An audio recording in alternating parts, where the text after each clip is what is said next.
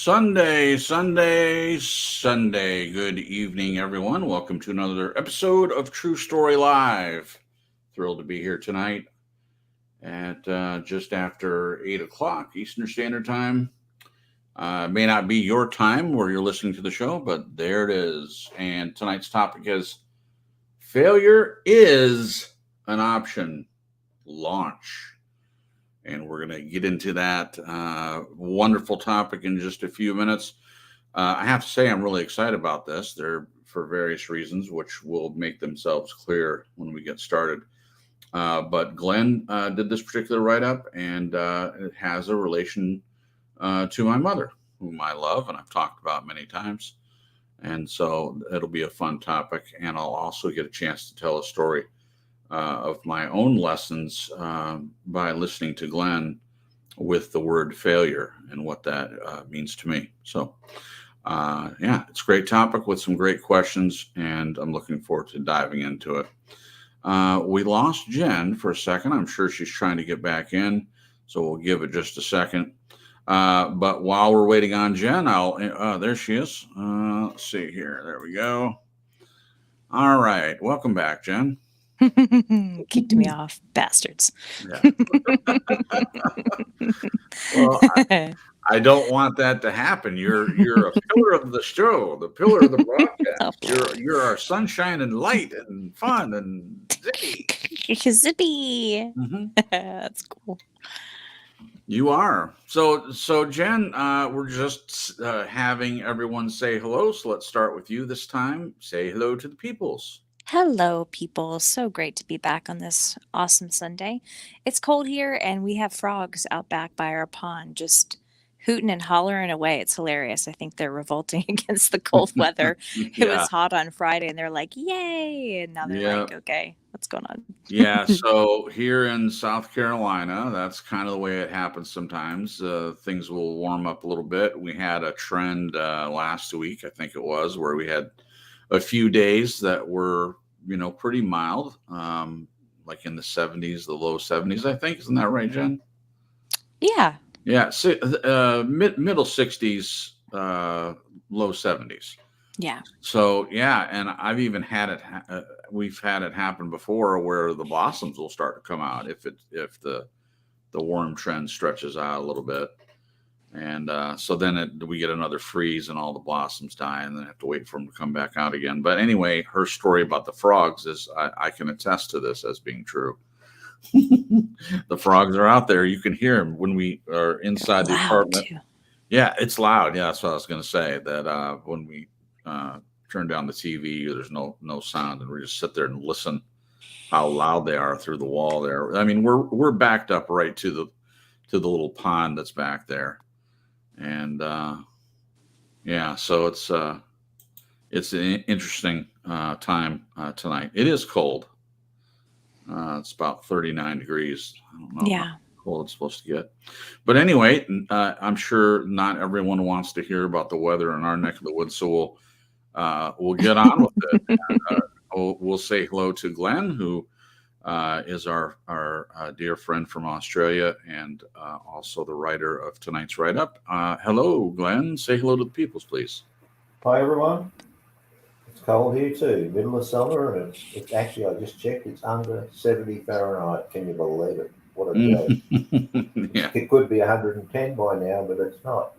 Yeah. I got the furthest. That's so crazy. Geez. You happy about it though, Glenn? Oh, it's just a bit easier to deal with. Yeah. Sure. When you don't have aircon. Sure. Yeah. Well, how are the house renovations, or not the renovations, but your landscaping and everything that you're working on over there? It's been on hold for 3 or 4 weeks because Christmas, etc. But I've been doing my business work for that time, so I think it'll probably start up soon. I just have to mix and match, so to speak. I gotcha. But I know there's a lot of weeds in the yard. I'm gonna go and spray them. All right. So we said our hellos to the panel, and my name is Jason, and I am the speaker, the speaker of the broadcast. And it's my pleasure to be here. And we're just so grateful for everyone in the chat. So we'd like to say hello to everyone real quick. I'm going to have Jen do that in just a second. And then, as usual, when people pop in later, when we get a chance to, we'd like to try to say hello to everyone. So if you're here tonight, welcome. And Jen, if you would. Yes. We've got Glenn, Neslover, hey, Grumpy Troll, which I think maybe from Peanuts channel. Yep. Grumpy Troll. Yeah. He's awesome. He's like, is that John Goodman? I was like, yeah, it's probably from Peanuts channel. We have Celine here. Hey, Celine. Debbie S. always here. Debbie, we just really enjoy you. We enjoy everybody, actually. Jamie Grace is here. Hey, Jamie. And Annette. So great to see you guys. Thank you guys for being here. So I'll just tell everyone really quick. And Janet just popped in. Oh, hi, Janet. Hello. Welcome. Oh, she says present. Remember that when you were in school and they took the roll and most people would say here, but then there was always someone that wanted to be different. So they'd say present or I can't think of the other thing. Like here or present. Yeah. There's another thing they'd say, but I can't think of it. Anyway, we're not going to have dead air while I try to think of some word that I haven't probably heard since grade school. Yeah. Somebody in the chat might think of it. Yeah. If you think of another word for present or here, pop in the chat for me. Anyway. All right. As I said, I was going to tell a quick thing about Grumpy Troll.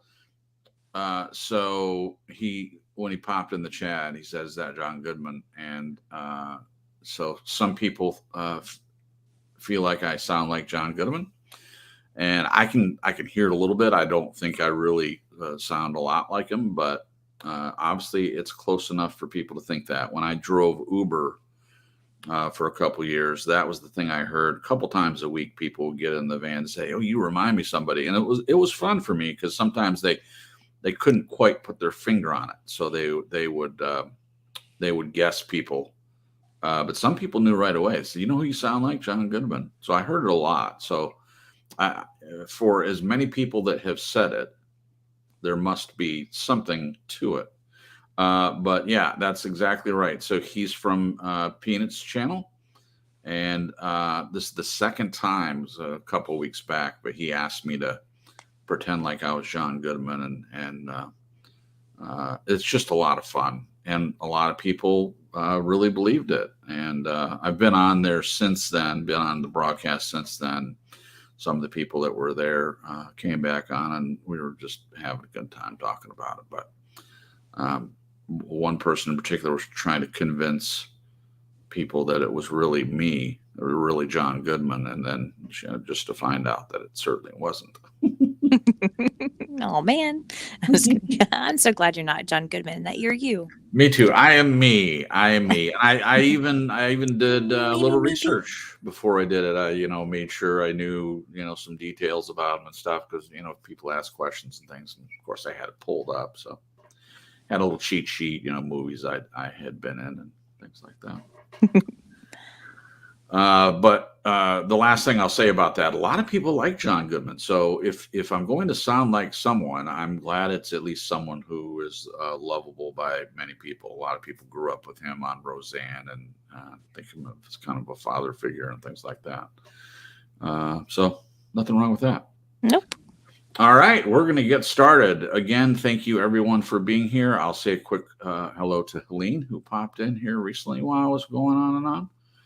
And I don't remember if Debbie was in here before, but she's popped in now. So in case we missed you, Debbie, hello, welcome. I'm glad that you're here. All right, so here we go. Tonight's topic, failure is an option. Launch starts with a quote. You will fail many times, but in failing, you'll learn, and in learning, you'll find your way. Remember, there are no mistakes in life, but only reasons and lessons. We'll keep repeating until learned. And that's by our friend Paulo Coelho. For those old enough to remember, tonight's broadcast is inspired by the famous quote, failure is not an option, end quote, by Gene Krantz, flight controller of the ill-fated Apollo 13 mission, which concluded as a successful failure. Tonight's music is Launch by Really Slow Motion, Epic Monday's music extension. The link is in the description. So if you'd like to give that a listen, please do so. We are speaking of the fine line between life and death here. Perhaps the inspiration to come from failure is not an option was perfect for that moment. Did it make a difference to the outcome? Who can know? Moving on. The internet is full of people selling motivation.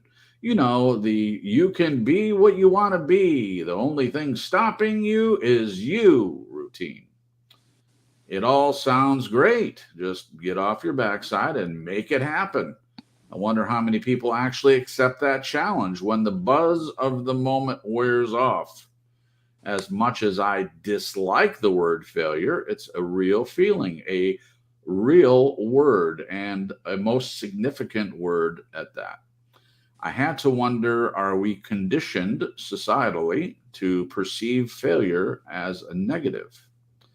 Tonight's broadcast attempts to identify why failure has so much power as we look at the topic in terms of the words attitude, fear, risk, responsibility, pain, acceptance, and any others that come forward.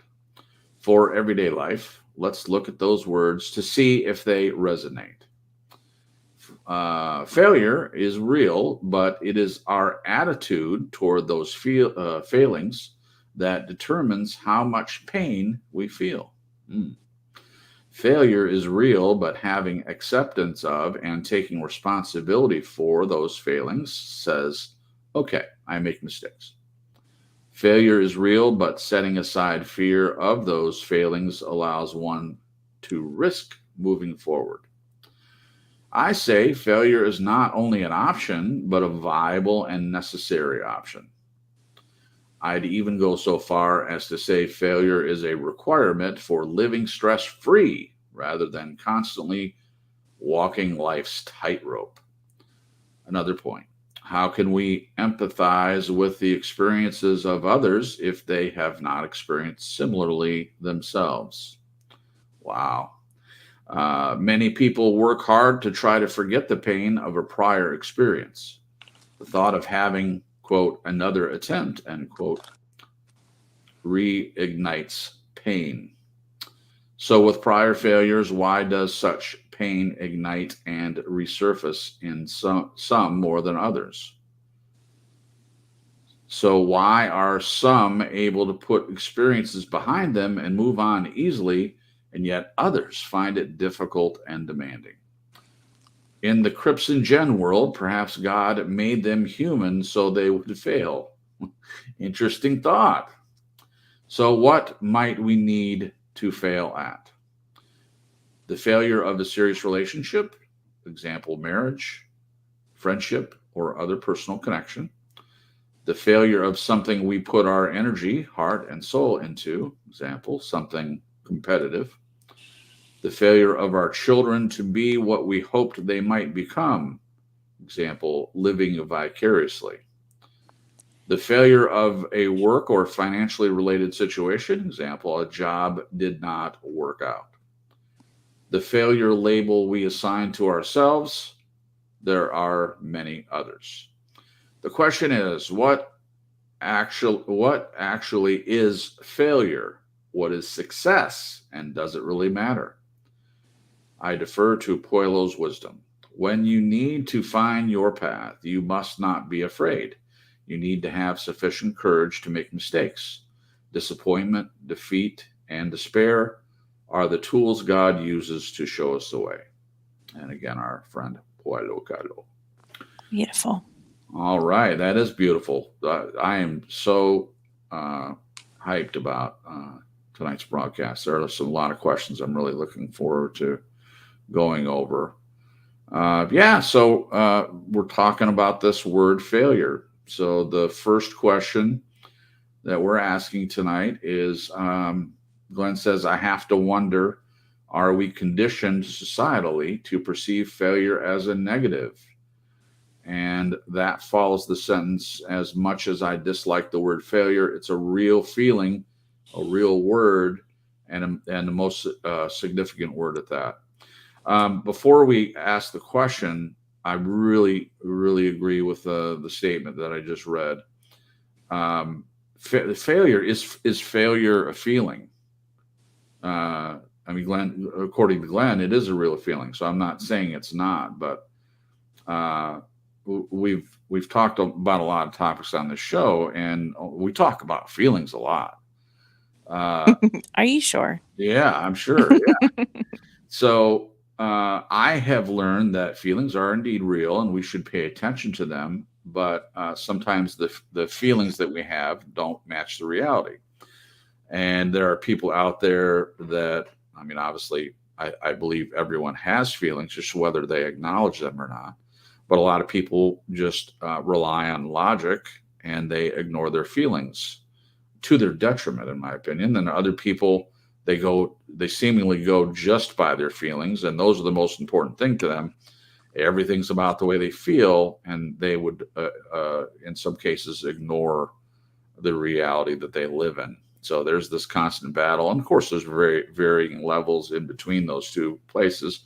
And as usual, I think the best place to be is kind of somewhere right in the middle, where you're accepting the reality of the situation that you're in and the logic that surrounds it, but you're not ignoring your feelings. You're paying attention to them as well. So, all right. So the question, I have to wonder, are we conditioned societally to perceive failure as a negative? Jen, you want to take a shot at that one? Say it one more time. Yeah, I'll go, but just repeat one more time. Yeah. Are we conditioned societally? So in society, are we conditioned to perceive failure as a negative? Yes. Yeah. Yeah. While you were reading the write-up, I was thinking, and I think I mentioned this before on the show, but I want to say it might be Dave Ramsey that talks about how when he sits at the table with his family, he doesn't ask them, what ways did you succeed today? He asks them, what ways did you fail? Yeah. And they have a conversation about it. Gosh, I wish I would have experienced that. Yeah, I think society really does push it. And now I'm trying to think of how. I mean, I know it does. But I mean, it's everywhere, books, movies, magazines, articles. It just is painted in this light, in my opinion, that failure is bad. It's not widely taught, at least here in the United States, that mistakes and failure are a part of learning. It's imperative. It's a good thing. I mean, you don't want to stay in a place of failing all the time, but you hear all these stories about inventors and writers and Kentucky Fried Chicken makers and these people that have tried things over and over and over until they got it and they succeeded. Right. And that's just not talked about a whole lot. So that's my answer. I love it. Thank you for that. You mentioned Kentucky Fried Chicken makers, and that was hilarious. But I love these stories of success that a person has later in life. I'm obviously, we're all getting older, but I was thrilled when I was a kid to hear the rest of the story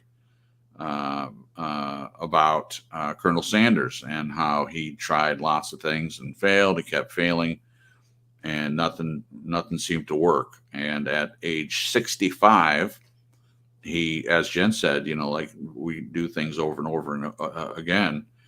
And he kept working on this recipe and came up with the original recipe for Kentucky Fried Chicken.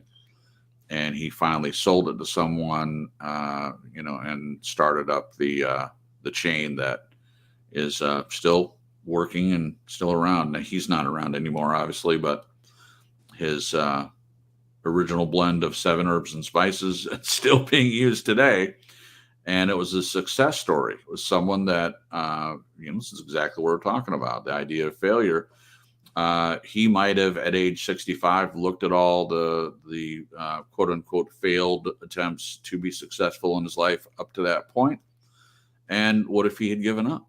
What if he just, before whatever failure happened right before he succeeded, said, no, I'm done. I mean, there's so many stories about this. Yeah. I think of the WD-40 guy. The reason it's WD-40 is he got it on the 40th try. Oh, perfect example. Yeah. Thank you for that. And I can't think of her name, but there was a swimmer that was swimming the English, trying to swim the English Channel. This is a very well-known story. I'm ashamed I don't know her name. Maybe Glenn will know it. But the first time she did it, she was doing such a great job, and she was swimming and swimming. And for all I know, this is a false story. I don't know. I wasn't there. I didn't see her do it. But the story goes that she gave up. She couldn't see the shore. It was like foggy or whatever, and she couldn't see how close she was, and she gave up. And then when they pulled her on the boat, and when they came closer to land, she realized that she was close. If she had just stuck it out for a little bit longer, she would have made it. Now, the good news is she did eventually do it. I'm sure she learned from that experience. So the idea of that, if she had looked at that failure and the embarrassment, can you imagine the embarrassment? The world is watching as you're attempting to swim the English Channel, and you quit right when you're, I don't know, 100 yards away or whatever it was. I'm sure that would be embarrassing. But she stuck with it. And I think a lot of the people know Edison. It's well known that Edison had a bunch of attempts. There's some argument that he actually invented electricity, or he didn't invent it, but found a way to use it. Yeah. There's lots of controversy about that, but the story goes that he had tried many, many times, and that when it actually worked, even that was seemed like a failure. But then, it ended up working. So I'm sure there are many stories out there of people who have tried over and over again and have had many failures, but then they go on to success. So it's just important to keep at things, I think, especially if it's important to you, because you don't know what it's going to be that leads you to that success. All right, Glenn, are we conditioned societally to perceive failure as a negative? You bet. Sure. Heavily. I think of the Winter Olympics is on at the moment. There was a headline there. There's an American-born Chinese skater. I didn't see this, and now they've all gone ballistic on social media because she fell over, getting stuck into it. Like, does anyone consider that she might have trained basically a whole life to get there? Yeah. No. All they want to say is you fell over, you're useless. Yeah. But that does your head in. Sure it does. Oh, it's pathetic, to be honest. Yeah, I agree. I've always been fascinated with figure skating. When growing up, it was something that my mom watched, and the Winter Olympics. And of course, there are various things at the Winter Olympics that I enjoy. I think that the high jump, when they come down that slope and they really high in the air and they have to stick some fantastic landing, I've just always been fascinated at the athleticism and the practice it would take to do that. I've been on a pair of skis before, and when I have, I cannot imagine jumping off some ramp really, really high and then also descending at the same time. So you're going up the ramp, so you're in the air higher for a second, and then you're going to come back down, and it's the slope is in a downward motion, and you've got to stay on your feet. Not only stay on your feet, but try to make it look graceful. It just seems really difficult to me. Same with high dives.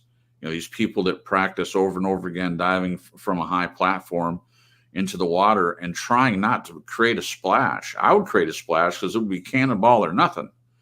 It's like, yeah, I've jumped off a pretty high place in the water, but I would be way too afraid to try to make a dive out of it, if that makes any sense. But anyway, I'm going to have to agree with my panel members on this one. Yes, condition society to perceive failure as a negative. Absolutely. I don't think we could talk all night just about using examples from society about this to prove that point. We're not going to do that. But in sports, when kids, now I think it's changed recently, but back when I was a kid, I played a couple different sports. I played soccer, I played basketball, and I played baseball. And in each one of those sports, they didn't yell at you and say failure is not an option, but the object at that time was to win. And so there was a culture of winning. And in fact, players who were on each one of these teams that didn't perform well enough to quote unquote win were bench riders. And so everyone just wanted to be a part of the sport and have fun. And that's what it should have been about. But instead, it was about beating other teams. So a lot of people ended up not getting to play very often. No, and I wasn't one of those people. If anyone's curious, I would say that I was a average sportsman. I was an average sportsman. So I would occasionally do well and have other days that I didn't do well. So just like everyone will sit on the bench for a while, but I think I probably did better at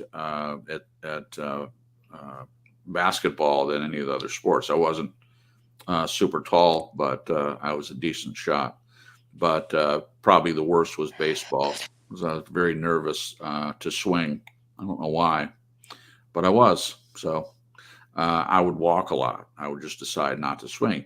Wow, that fits in tonight's topic, doesn't it? A person that is afraid to take a swing. If you're afraid to take a swing, you're not ever going to get a hit. Or if you don't swing, I should have said.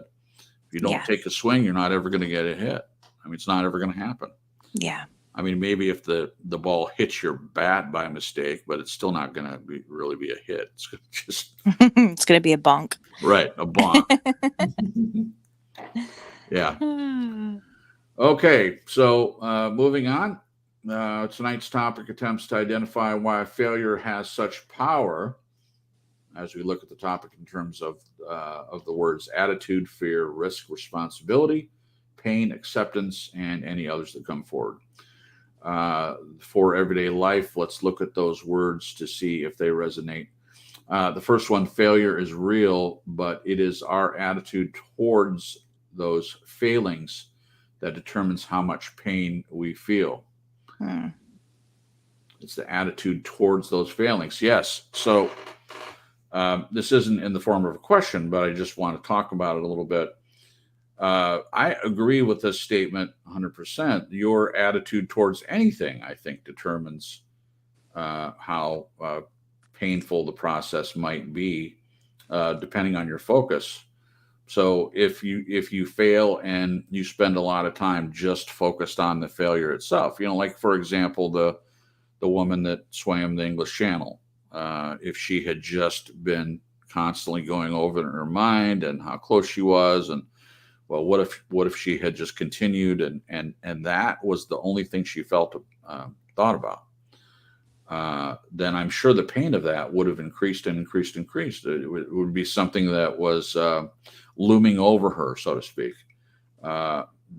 Same thing with Colonel Sanders. If he hadn't continued and he had quit, I would imagine if his focus was his attitude towards all the times that he failed, I'm sure the pain of that would have been pervasive. Another quick story, Abraham Lincoln, who was, I believe, the 17th president of the United States. He had failed many times in politics, over and over. I mean, I've read his story. Very fascinating person. And he, ran for each level of politics that you can imagine and kept getting beat all the time. Sometimes it was fairly close, but he just kept getting beat over and over and over again, fail, until he just kept at it. He wouldn't give up. He just kept trying. And then eventually he won. He made it. Became, I know, arguably one of the most beloved presidents of the United States. Well, at least by everyone except certain Southerners, I guess.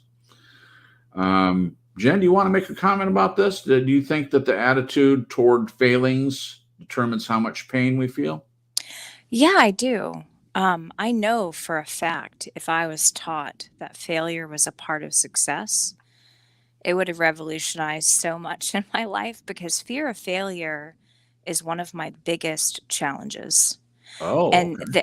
while you're talking, I was thinking about it. Like, there's been lots of things I've done over the years that I've succeeded at, but it's almost like I forget.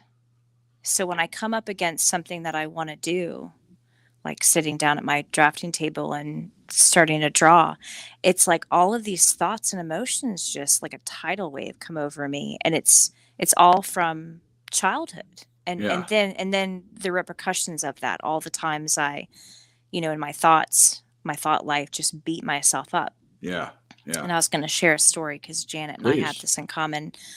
I do think my dad has a little OCD as well, and I think I've shared this, but even if I have, I'll share it again because it's Okay. pertinent. Yeah, But when I was young, my dad and mom, mostly my dad, taught us how to do chores, and so I would do them, and he would come behind me and undo what I had done, said I yeah, had done it wrong, and would redo it and make me stand and watch him. And this was with like dishes, mopping the floor, yeah. even down to like how to wash and wring out the dishcloth. Like Right. it just was like, what in the world? So I felt like such a failure, and I felt like I'd let him down. And then I also felt like his way was the right way, my way was the wrong way. It wasn't done in a way like, hey, thank you for doing the dishes, Jen. There's a little bit of a better way to do it. Let me show Right. you. Let's do it. Let's do it again together, and let me show you. Yeah. Yeah. And my older brother reminded me, like last year, he reminded me that my dad had actually drawn a diagram of how he wanted the dishwasher loaded, Yeah. and he had taped it on the inside of the kitchen cupboard above the Yes. dishwasher. Right. So it put in my mind, not that he ever verbally said to me, mistakes are not okay. Like failure is Right. not okay. And I know there's some parents out there in the world that do say stuff like that. Sure. But that was the message I got. And so I just, from that point on, was so afraid to fail. And it crippled me, in a lot of ways. And there's still times that I'll, do something creative or artistic, or even with work or around the house. I Right. succeeded at finishing laundry and the dishes and cooking dinner and Yeah. getting up in the morning. And Yeah. there's so many things, but I still have this looming cloud over me, and it hits a really emotional spot in me. To where when I was reading this write up, when Glenn shared it, I just started crying. Oh, wow. I just I hate it. I absolutely hate it. And I'm not really quite sure how to get out of it. I'm like, it's like I think part of me thought if I keep trying it at things and actually finish them, or in the sense of finishing them, succeeding, I think I've assumed that this would go away by doing those things, but for some reason it hasn't. I mean, it's gotten a little bit better, but not as much as I'd like it to. So attitude, I think, definitely is a part of it. But again, how do you change your attitude, and how do you switch gears? Sometimes I feel like I'm driving in a rut that's just got these really huge sides to it, Yeah. and the vehicle I'm in just does not have the capacity to drive up out of this huge rut that I'm in. I'm just like, Sure. So it's frustrating. It's very frustrating.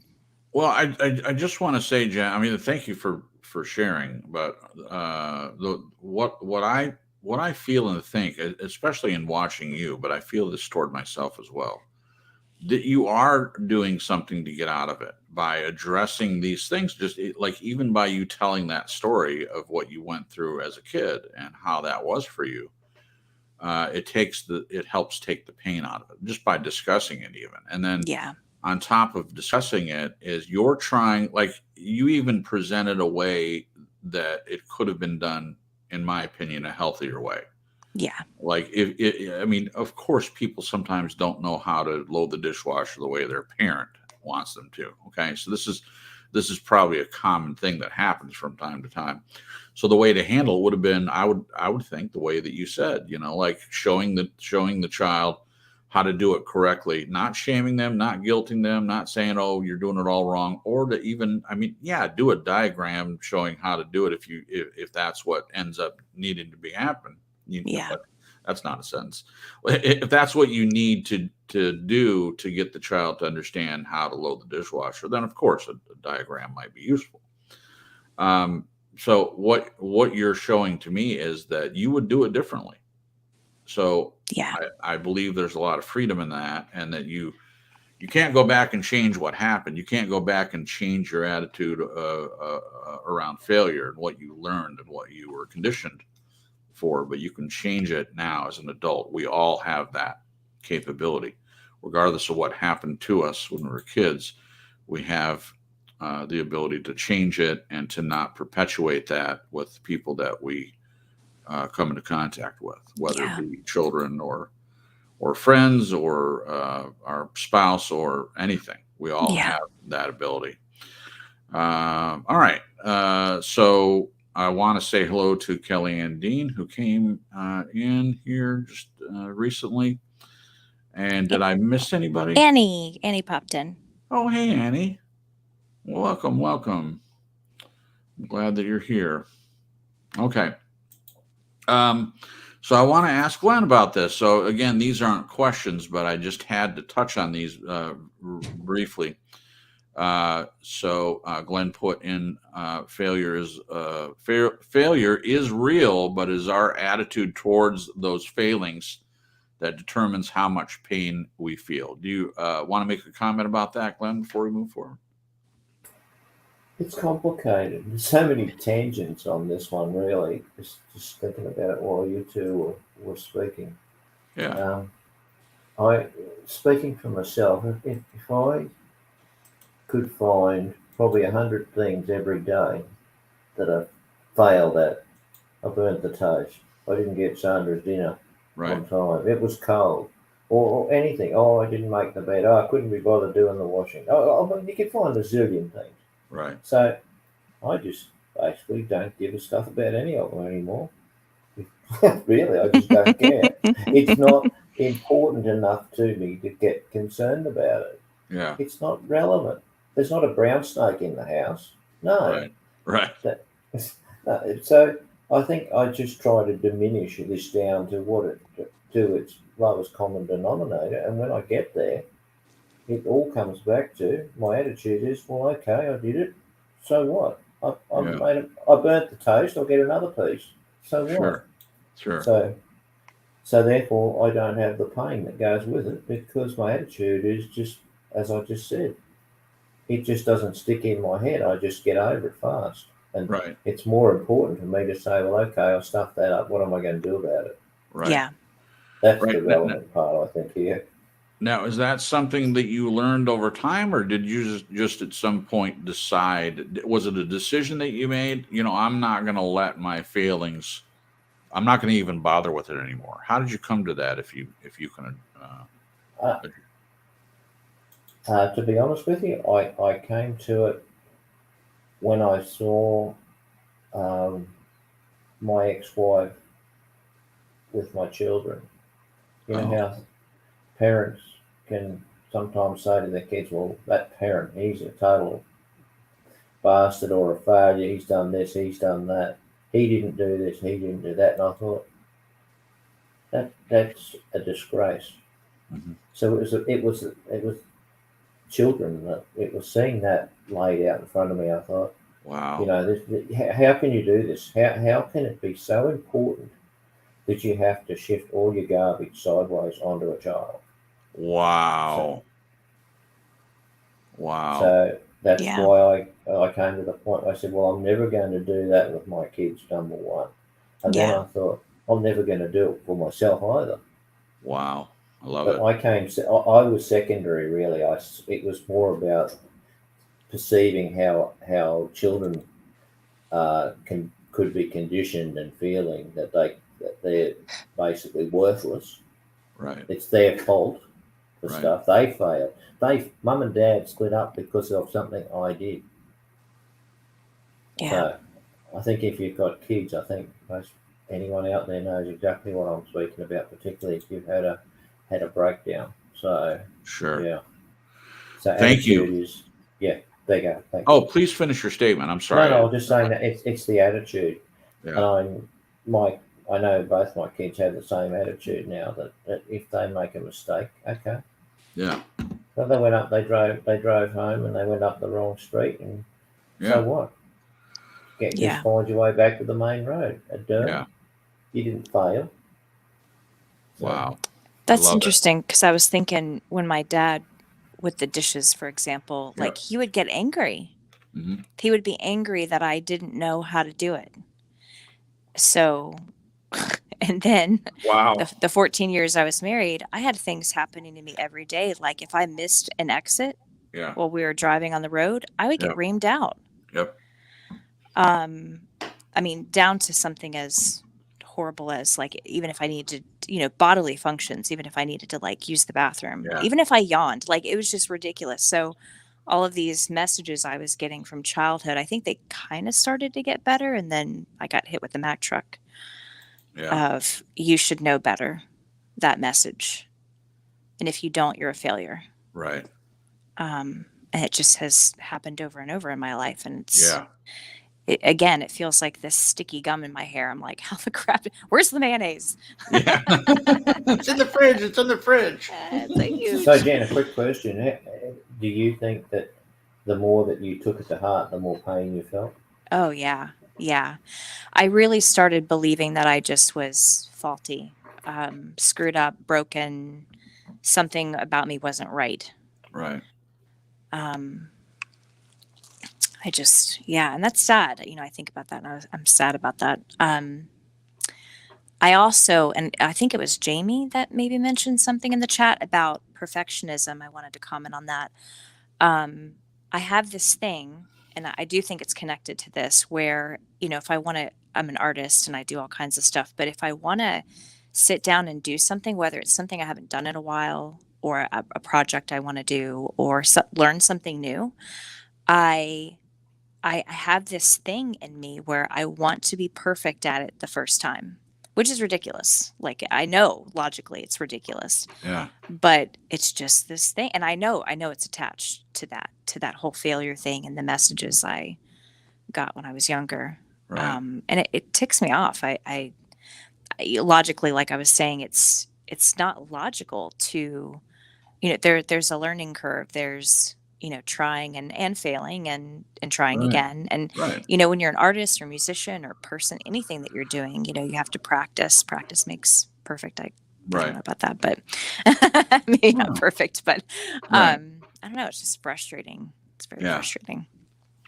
What do you see the topic I put up on the screen? Is that the one that Jamie said?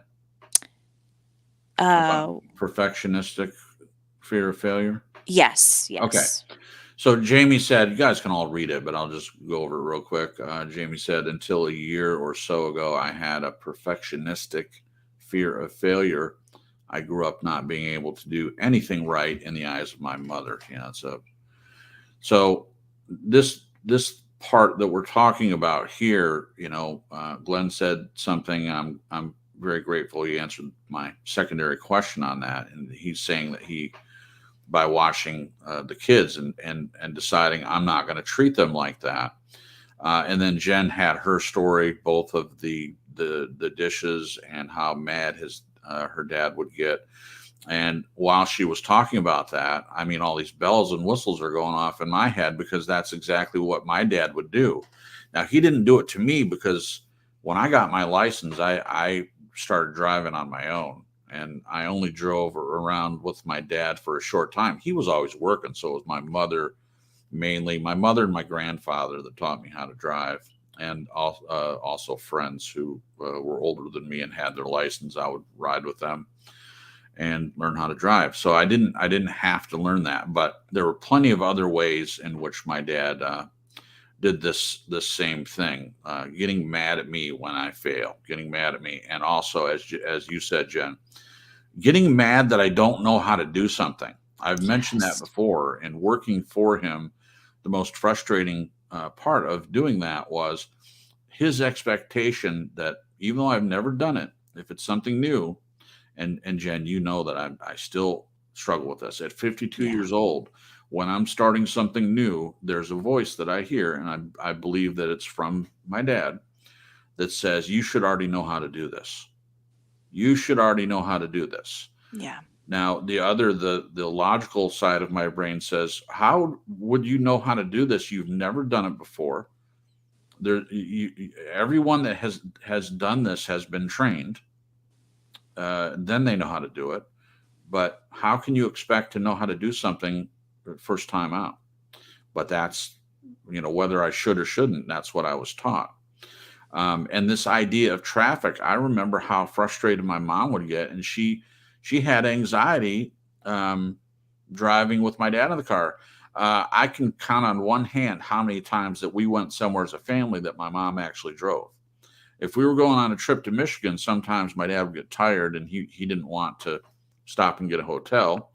So she would drive and he would fall asleep. And we were all grateful that he would fall asleep, because then there wasn't the frustration if she missed a turn and that was no GPS back then, guys. This was maps. Maps, good old maps. Good old maps. Paper maps. Hopefully it's a lot easier, but now with GPS, it's likely some people get mad that you didn't listen to the GPS and you missed your turn. Should be pretty streamlined. But the point is, this idea is pervasive in society, in my opinion. We have these people that just really, I think it's an excuse to just dump on people, dump their emotional pain on someone else. I guess it makes them feel better in some way to knock someone else down a peg. Perhaps they get some sick satisfaction out of that. I don't know. We're not going to solve all the world's ills tonight in one broadcast for sure. We could try. But I'm not sure. I'm not sure why they do it, but I think we can all agree that they do indeed do it. It happens a lot. Okay. So the next statement is, failure is real, but having acceptance of and taking responsibility for those failings says, okay, I make mistakes. This is great, and I'll go first. Again, it's not a question, it's a statement, but I just want to comment on it. Failure is real, but having acceptance of and taking responsibility for those failings says, okay, I make mistakes. Now, I started doing this in my own life. A lot of the things that I know how to do, unfortunately and fortunately, are reactions to the way I was brought up.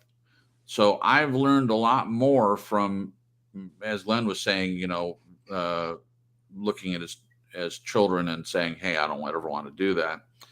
Well, that's true for me in a lot of what I've learned. I observed my dad's behavior and some things with my mother, and I said, I don't want to do that. One of the things is my dad's workaholism, to the point of, it's great to work. I don't have anything against work, having a work ethic, all that. But I saw my dad put work above his family. And if you were to talk to him, he would probably say, well, did you ever go without food? No. Did you ever go without clothes? No. Were you ever on the street? No. But did I have a dad that was accessible to me emotionally, spiritually, mentally? Maybe sometimes, but he was always working. So early on, I decided that my family was going to be more important to me than my job. And it's true now. It's been true for me. Even in my marriage, if Jen needed me and I was, working a shift, and we're not talking about that she needs me to get her a glass of water, right? We're talking about something that she considers fairly serious. I would drop work in a heartbeat, even if it meant getting fired, to take care of my wife, because jobs come and go. And I would like my wife to stay with me as long as humanly possible. And it's not going to be like my mom's situation. She eventually left my dad, and for various reasons. It wasn't just about the work, but it was definitely a point. And this is something I just have discussed with her. I'm not going to have that happen to me. Yeah. And so it's a decision I made from watching what someone else does and not wanting to do the same thing. But so getting back to my point, this phrase, the failure is real, but having acceptance of taking responsibility for those failings says, okay, I make mistakes. I firmly agree and believe that. And what I try to do is when I make a mistake, I say, okay, I really botched this. I say it out loud. Yeah, I really could have done better about this. I've done it with Jen when I've made a mistake. I go to her and say, I was supposed to work and I really wasn't up to it. So I swapped my shift out with someone else, and now I feel guilty about it.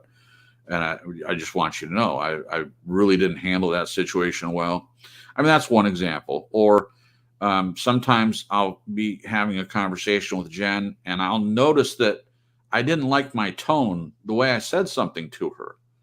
And I would say, "Did you notice my tone?" And a lot of times she doesn't even notice it. She's like, "Oh, you're fine." No, but I noticed it.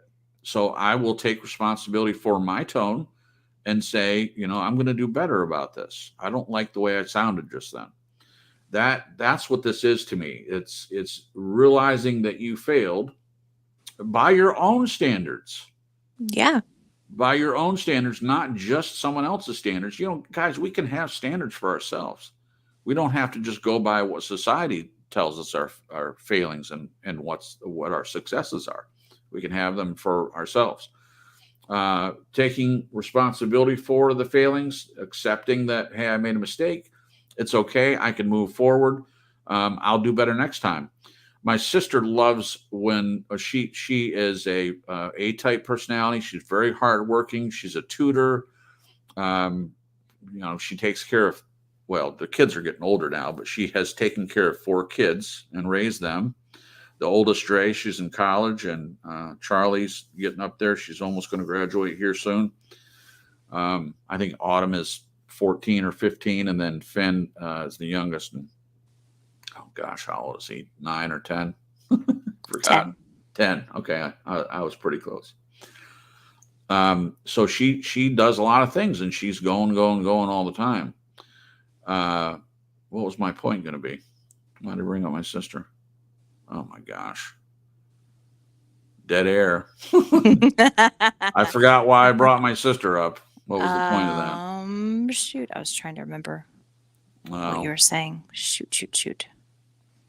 What was the thing I said before that? Because there was a reason I was bringing that up. She was an A-type tutor. Yeah. I'm not okay. Well, if it comes back to me, my apologies, guys. That's okay. I was going into it, and see there you go. I'm so relieved it happens to you too. Oh, I remember now. Yeah, okay, it does. yay. I remember now. So she's an educator, so she works with a lot of students and she works with kids. That was the point. And she's a tutor. So in dealing with all these other people, sometimes kids make mistakes. And what she likes as a mother and as a wife, she doesn't want a bunch of excuses. She doesn't want people to beat themselves up or anything. She just wants them to take responsibility for the mistake and say, I'll do better next time. Those are the words that she likes to hear. So once I discovered this, that's whenever she got mad at me about something. Now it wasn't a tactic. Yeah. I'm not going to take responsibility for something if I don't feel like I did anything wrong. But if I did something that upset her, and I think about it, I process, and I think, you know what? Whether I agree or not is beside the point. It upset her. So I'm going to take responsibility for it. And I say to her, I'm sorry I did such and such. I'll do better next time. And that's the end of the conversation. She's like that. Okay. It's not a back and forth. It's not, keep telling me again and again what I did. It's over. So this idea of taking responsibility for our failings, accepting it, accept that it happened. You can't do anything to change it. You can just do better next time. That was the whole point of all of that. Yeah. And that sounds like trying to me, mm-hmm. Learning, growing, moving forward. Yeah, exactly. Exactly. What do you think, Jen, about that? Can you repeat the question? Absolutely. Well, it's not a question. It's more of a statement. I'm just kind of addressing these because I like them. Failure is real, but having acceptance of and taking responsibility for those failings says, okay, I make mistakes. I just want to know what you have. Yeah. Oh, yeah. And I've got a perfect example for this. Perfect. So, my boss called me this last Tuesday and was really upset about something that I didn't do at work. And it was a little bit of a misunderstanding and unspoken expectations. So that was a little bit of a dust up. But I will say I'm very proud of myself that I didn't emotionally cave in or implode, which is Right. something I normally would have done. Right. But after I was, processing the conversation from a lot of different angles, one of the things I looked at was, okay, I could see how they were expecting me to do the little girl that I watch do her homework a specific way because she does see Jason's sister for tutoring and she has amazing tactics on how she helps her learn English. Right. And so that makes sense. And then it was one of those self conversations of, I'm definitely going to do better. Yeah.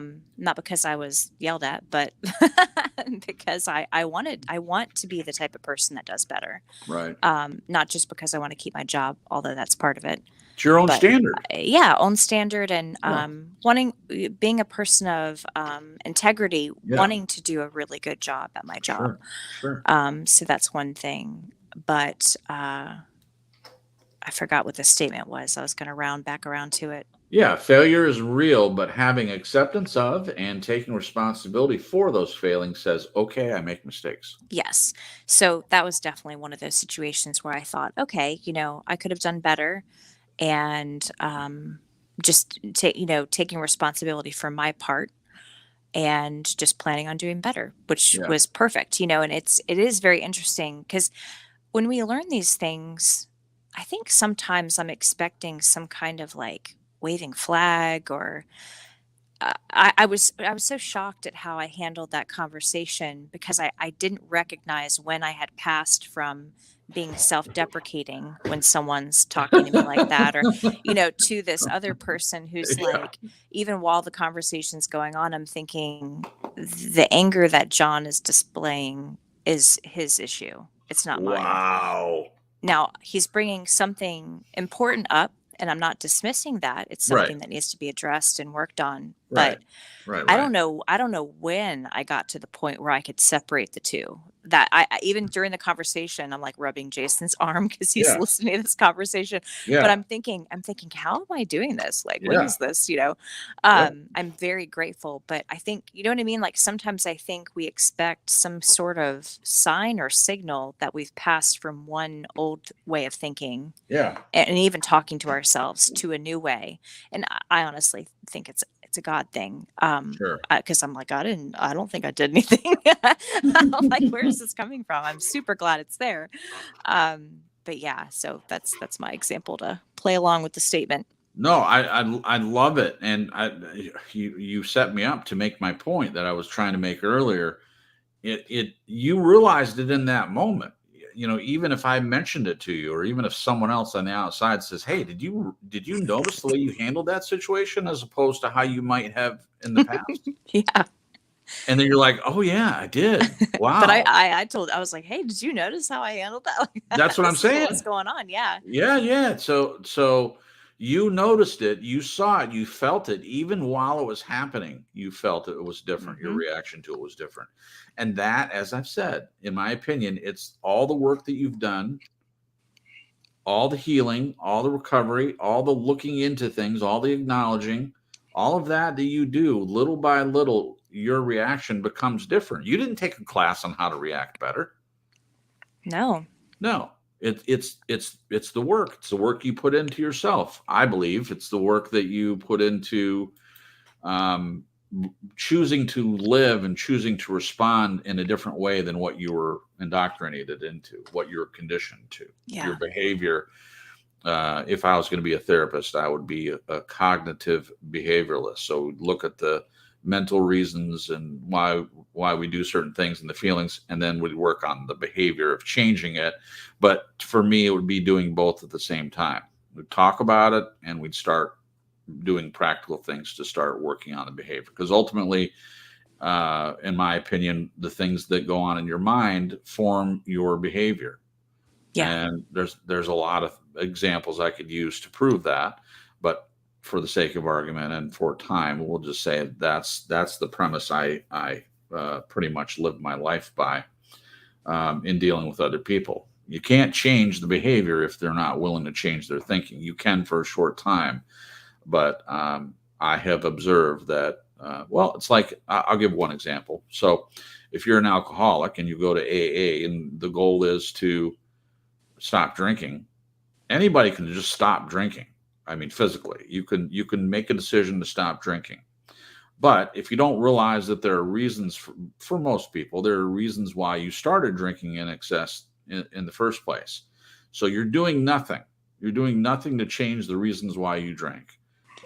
A person might be able to quit drinking for 10 years, but if they do nothing to change the reasons why, they do not address the brokenness, the things that have happened to them in their life that brought them to that point where rather than just having a couple beers or a couple shots or a couple cocktails, it becomes 10, 15 cocktails. Why is that? They're not addressing it. Then eventually they're gonna fail. Or in AA, they have a term, it's called white knuckling it. So they're holding on to sobriety with white knuckles. They're grasping on it so tight so they don't fail. That's a pretty good example, I think.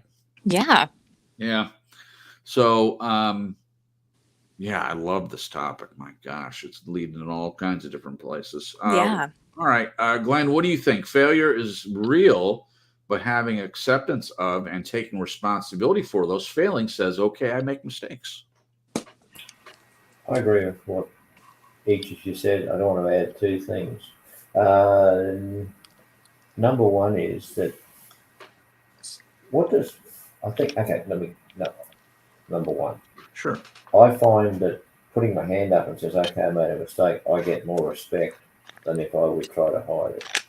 Oh yeah. I think that works across the board. I think people in general appreciate when someone says, yeah, I did it.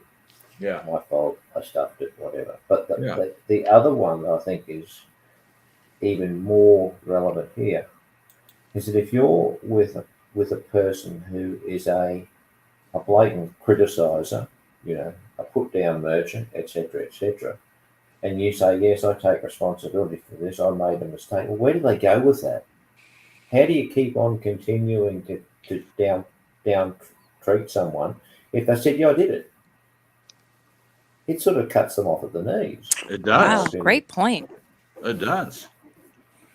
Now, I would first of all, I agree with what you just said. I would say that a full-blown narcissist who gets some kind of satisfaction out of watching people squirm, swinging on the end of a rope, so to speak, emotionally, they might hear you say that take responsibility for it and then continue to berate you. But in general, I think most people, why would they, as you're saying, why would they have any other need to dress you down at that point once you've taken responsibility for it? That's a great point. Well, if you continue to try to justify yourself, it's just like loading up the gun with more ammunition. Yeah. Oh yeah, absolutely. It's a great point, Glenn. Love it. All right. Let's see. Someone just came in the chat. I just want to say hello to them just a moment. Oh, it's right on the screen. Rachel. Welcome, Ray. I saw it. I wanted to just say hello, and I put it on the screen. Fantastic. Fantastic. I love you guys in the chat. Thank you so much, as usual. I hope you don't get tired of me thanking you for coming, but we really do appreciate you guys taking the time to come and listen and to have fellowship in the chat and make comments and all of that. I know we don't get to all the comments, but definitely glad you're here. Okay, everyone addressed that second one, I believe. All right, the next one, failure is real, but setting aside fear of those failings allows one to risk moving forward. Another great one. I'll go first on this one. So failure is real, but setting aside fear of those failings allows one to risk moving forward. Fear is paralyzing, in my opinion. Yeah. Fear is paralyzing. I think that a lot of times it's not just the failing; it's the fear of failure that causes a lot of issues. Um, trying to think of an example. Oh, I have one. So right now I'm working 3 jobs. One of the jobs I'm doing is digital drafting. So just briefly, back in the day, they would produce blueprints for building houses, right? So each house has a floor plan, and initially at some point someone would have to draw those out by hand, the dimensions, what the rooms are going to look like, the dimensions of the rooms, the shape of the rooms, and all that stuff was done by hand. Well, now with modern technology, that's essentially what I do. Not essentially, that's what I do, is put together plans for building homes. And it is a very complex program that they use to do that. It's called SoftPlan. And I had the opportunity, I've been doing it now for a couple of years, but I had the opportunity before that. And when I looked at it and looked at what it looked like it took for me to do that, I was afraid. I just had never done anything like that. I'm not a computer expert. I mean, I have a lot of knowledge that I've gotten over time just in dealing with my own computer. But it was a lot of moving parts, and I put off doing it. I mean, there are other reasons I did that at the time too, but that was the main reason. And the fear of failure, the fear of starting it and then realizing, you know what, I can't do this. I'm not capable of doing this. It kept me from doing it. I could have been doing it sooner. I could have been learning sooner, and I could have been off to the races, long before I actually ended up doing it. But this was something I need to learn. So that failing, I need to acknowledge that, I accept that I didn't start when in my own opinion, I should have. And the fear of failure kept me from doing it. I take responsibility for that. And it's okay to make mistakes. And then learn from that. Learn from, in retrospect, hindsight is always 20/20. So looking back at that, I don't have to do that next time. Next time I feel that fear that I'm going to fail, I can remind myself of that I was eventually successful in learning how to do a very complex program and doing it well. To me, that's huge. Yeah. So I think that can happen to anyone. If you can get past the initial fear of your failings, it allows you to risk moving forward. Because let's be honest, there is risk in things. There is risk in doing something new, in learning a new job, learning a new process. There's risk. Being in a relationship is risk, whether you think about it in those terms or not. There's risk involved. Risk of being hurt, risk of hurting the other person, risk of the relationship not working out. Yeah. All those things. And then you think about all the times that someone tries out a relationship and it doesn't work, and then they're afraid to try again. Sure. Whereas they could look at it as, I have more information. I have more information of what works, what doesn't work, the things that I would like in a partner, the person I would like to be within a relationship. There's just so much we can glean. Yeah. But if you just slap a failure sticker on it, are you going to be, encouraged within yourself to actually look at it in those ways and try to glean some information from it? I like that. To propel you forward. Yeah. I like that. Slap a failure sticker on it. Yeah. I like it. And I think there's times that I've done that, where it's like a roadblock. You're putting up a roadblock on yourself. Yeah. Yeah. Fantastic. Thank you, Jen. Yeah. All right. So, do you have anything else to add to that? Failure is real, but setting aside fear of those failings allows one to risk moving forward. Say that one more time. Sure. Failure is real, but setting aside fear of those failings allows one to risk moving forward. I would absolutely agree with that. Yeah. Yeah. Okay. Glenn, do you want to make a comment about this one? Yeah, I just trying to put myself in a position to think about a person who lives in fear, even fear of taking risk. It's got to be depressing, and it's Yeah. got to make it hard to get out of bed in the morning. I mean, Yeah. it's just the thought of it is just too much to even go there because I I don't know I don't know what to say to people in that position because I don't know how they could get out of it or make any common sense suggestion that's going to help them. But all I know is I don't want to be in that place, so I make sure I'm not. Right. So Right. I took responsibility and said no, thank you. No, thank you. Yeah. And guess what?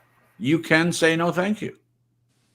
Each person gets to decide what they want to accept in their life, regardless of what the topic is. You can decide, you know what, I'm not going to do that.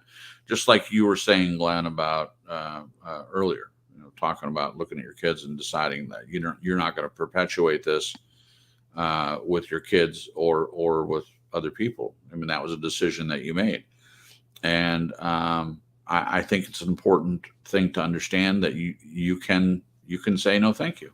You can. Okay, I wanted to just go back up and address something that Nez Lever said in the chat.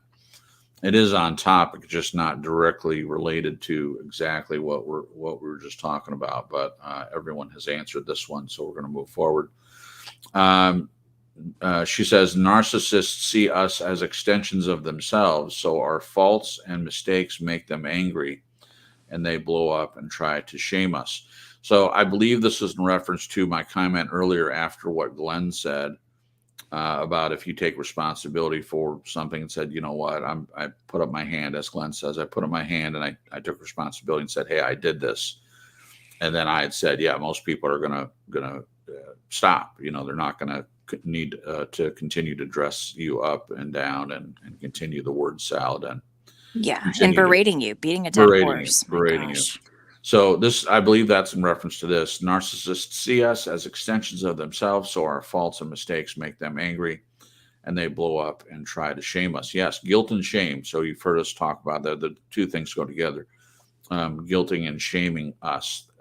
So a lot of the rules that apply to what I would consider normal, average, healthy, or people that at least try to be healthy don't apply to narcissists. They can't. You have to use a completely different tactic with them because they're not operating out of logic, or they don't play by the same rules, in my opinion. Would you agree with that, Jen? Yeah, I would.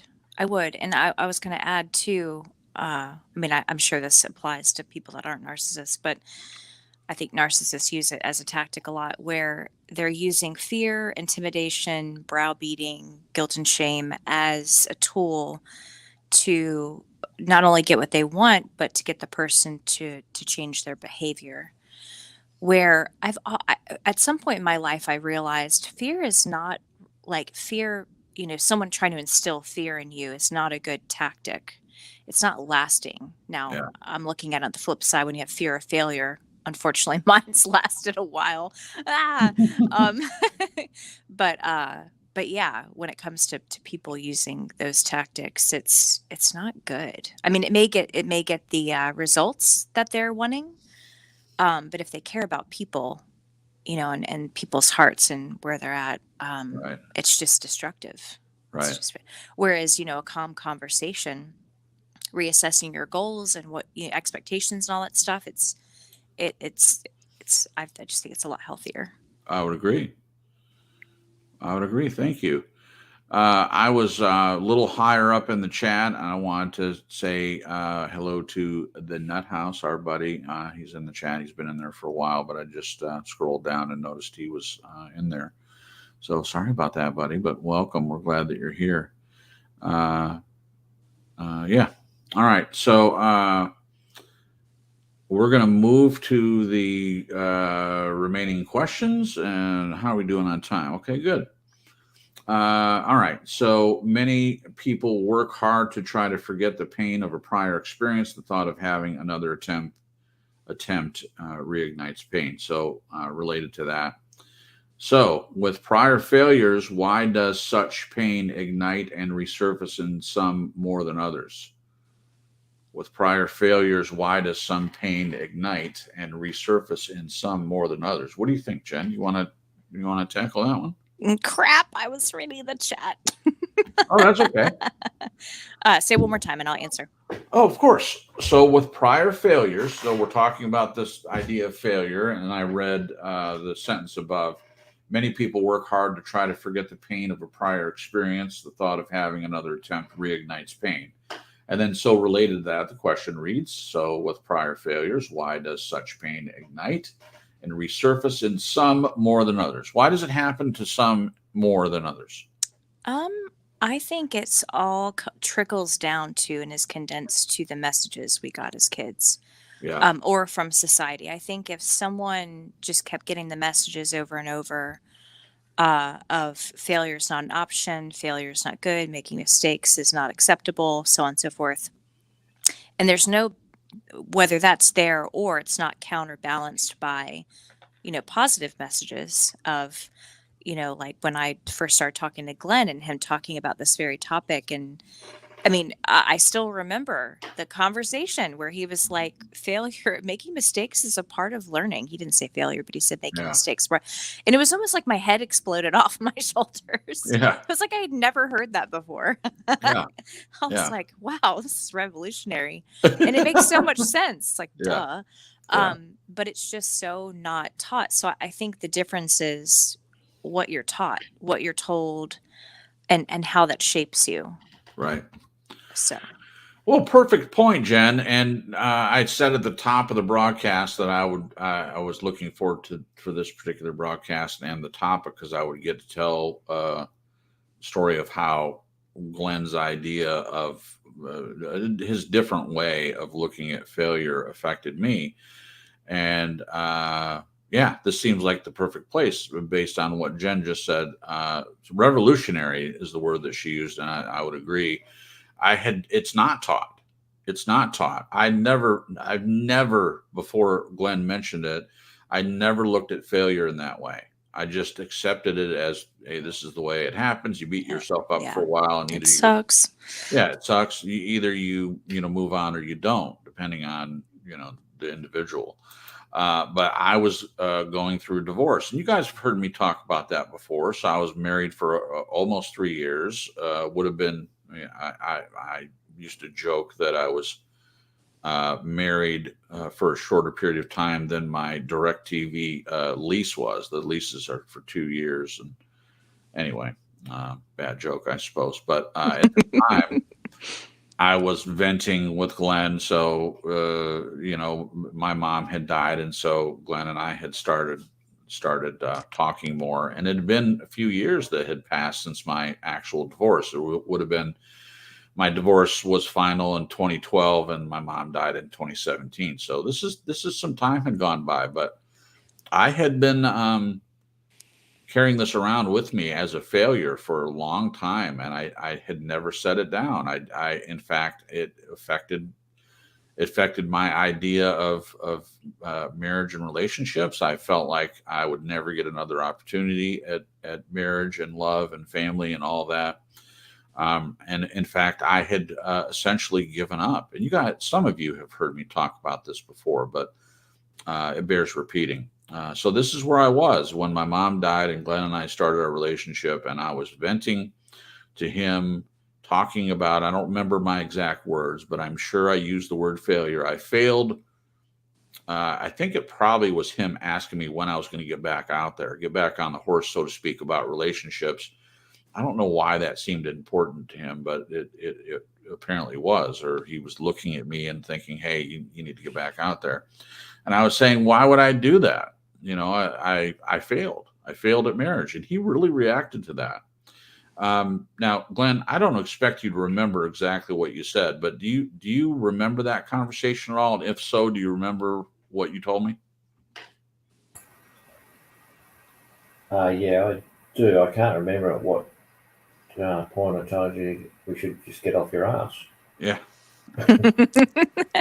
Well said. But what you said about failure, though, what you told me. I said, well, I said there's no such thing as failure. Right. That's right.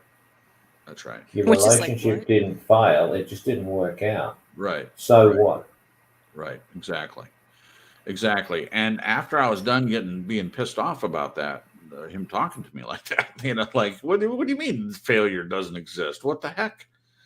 I really, because I do think about what people tell me. I call it processing. I process what people tell me, and I did. I thought about it, and I made the decision at some point to try to look at it from his perspective, which I often do. And I thought, okay, if I'm looking at it as it's not a failure, just it didn't work out, where does that put me then moving forward?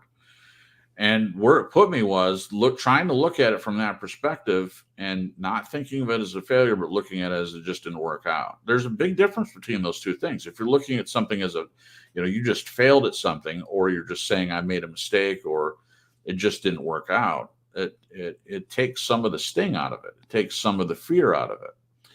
And it led me to looking on dating sites and things like that. And also meeting Jen. Of course, she was married at the time, and we were just friends, of course, just starting out. But if I hadn't done all that leading up to the point of meeting Jen, my fear, even if she had been available at the time, even if she had an interest in me or whatever, my fear might have been such that I never would have done anything about it. I never would have allowed myself to get past the just being friends or attempting to talk about feelings or anything. I mean, that's a strong possibility that could have happened. Now, it didn't happen because, fortunately, very fortunately for me, it wasn't a failure. I was not, in retrospect, again, hindsight is always 20/20. I see now that marriage was not right for me. It wasn't a good choice on my part, but there were lots of other things that were out of my control with the other person. And I was meant to be where I am now with the person who is healthy, a person that wants to grow and change and recover and really interested in being in a relationship in the first place. And I could not be happier. I just really couldn't be happier.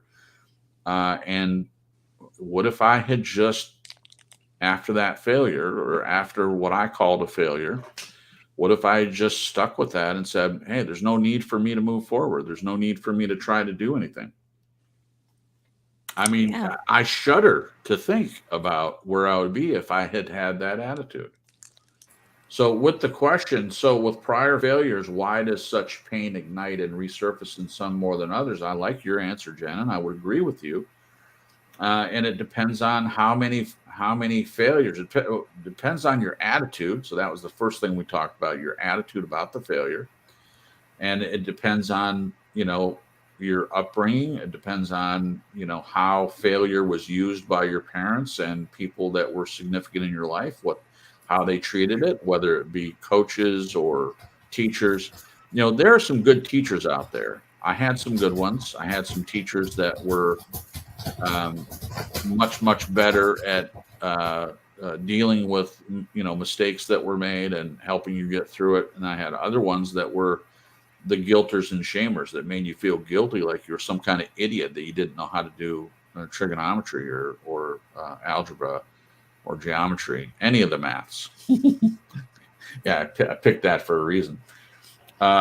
So when we fail, if you continue to look at it as a failure, you continue to view it as such, instead of looking at it as Glenn had suggested earlier, accepting it, taking responsibility for it, changing your attitude towards it, and then not having the fear of falling or fear of failure again, then it changes. It changes the dynamic of the way that you look at your life and the way that you look at yourself. Yeah. So the prior failures that happen, I think the more and more you fail and there's no change in your attitude, it perpetuates this resurfacing. So anytime you fail, you're going to look at it the same way you always have. There's no change. Yes. There's no difference in the way that you view it anymore. And I had an epiphany while you were talking. Cool. I was thinking about the pain aspect of that statement or question, and trying to think what is the pain of it. I really think it's guilt and shame. Yeah. And if we can change how we're looking at it so that it's not a thing of guilt and shame, but it's, just looking at it from the aspect of mistakes are normal and they're a part of learning, I think that can take the guilt and shame out of it. Because if you think about it, the message we're getting with, failure is not okay, mistakes are not okay, the guilt and shame that's on that. So if we're human beings, we make mistakes, we fail at things when we try. Yeah. It's a part of learning, as we've been saying. So if you add that concept into it, I think it's a way to release you from that guilt and shame. Because I always thought that was the crux of me thinking there was something wrong with me when I was getting the message that failure wasn't okay, mistakes weren't okay. I just kept thinking, as a kid, well, I guess people around me, everyone does things right and does it correct the first time, and so on and so forth. And so because I was making mistakes, there was a lot of guilt and shame in that. I felt horrible. Yeah, of course you did. Yeah. So being able to change your mind from, okay, we are human and we do make mistakes and it's a part of learning. It's not the lie of we're capable of being perfect. It just disengages and disables that lie. Disengages. Yes. And disables. Yes. So for me, like just for example, to share with you guys, with the art stuff, now I'm looking at, and I'm going to have to journal and stuff, but I'm looking at where is the root of the guilt and shame with that particular thing. Right. Because that's one of the things that has just stuck more so than other things I've worked through and have climbed that mountain. You know what I mean? Yeah. And gotten to the other side. Well, you don't ever finish anything. Ow. Right? There it is. There's the pain. Well, it's something. So it's something that you said to me, was told to you early on in regard to the artwork and pictures and portraits and all that stuff, things you worked on. That was said to you. Yeah. So I'm not, you said you have to journal and think about it and all that. I'm not trying to tell you that's what it is. It popped right into my head like it was supposed to be there, because it's something that we've discussed. I mean, for everyone, it's going to be different. Whatever the phrase is for you that someone said that you believe to be true. I've talked about this before. I believe that we accept things from our adult caretakers. Yeah. Parents or teachers or bosses or coaches or whatever. Yep.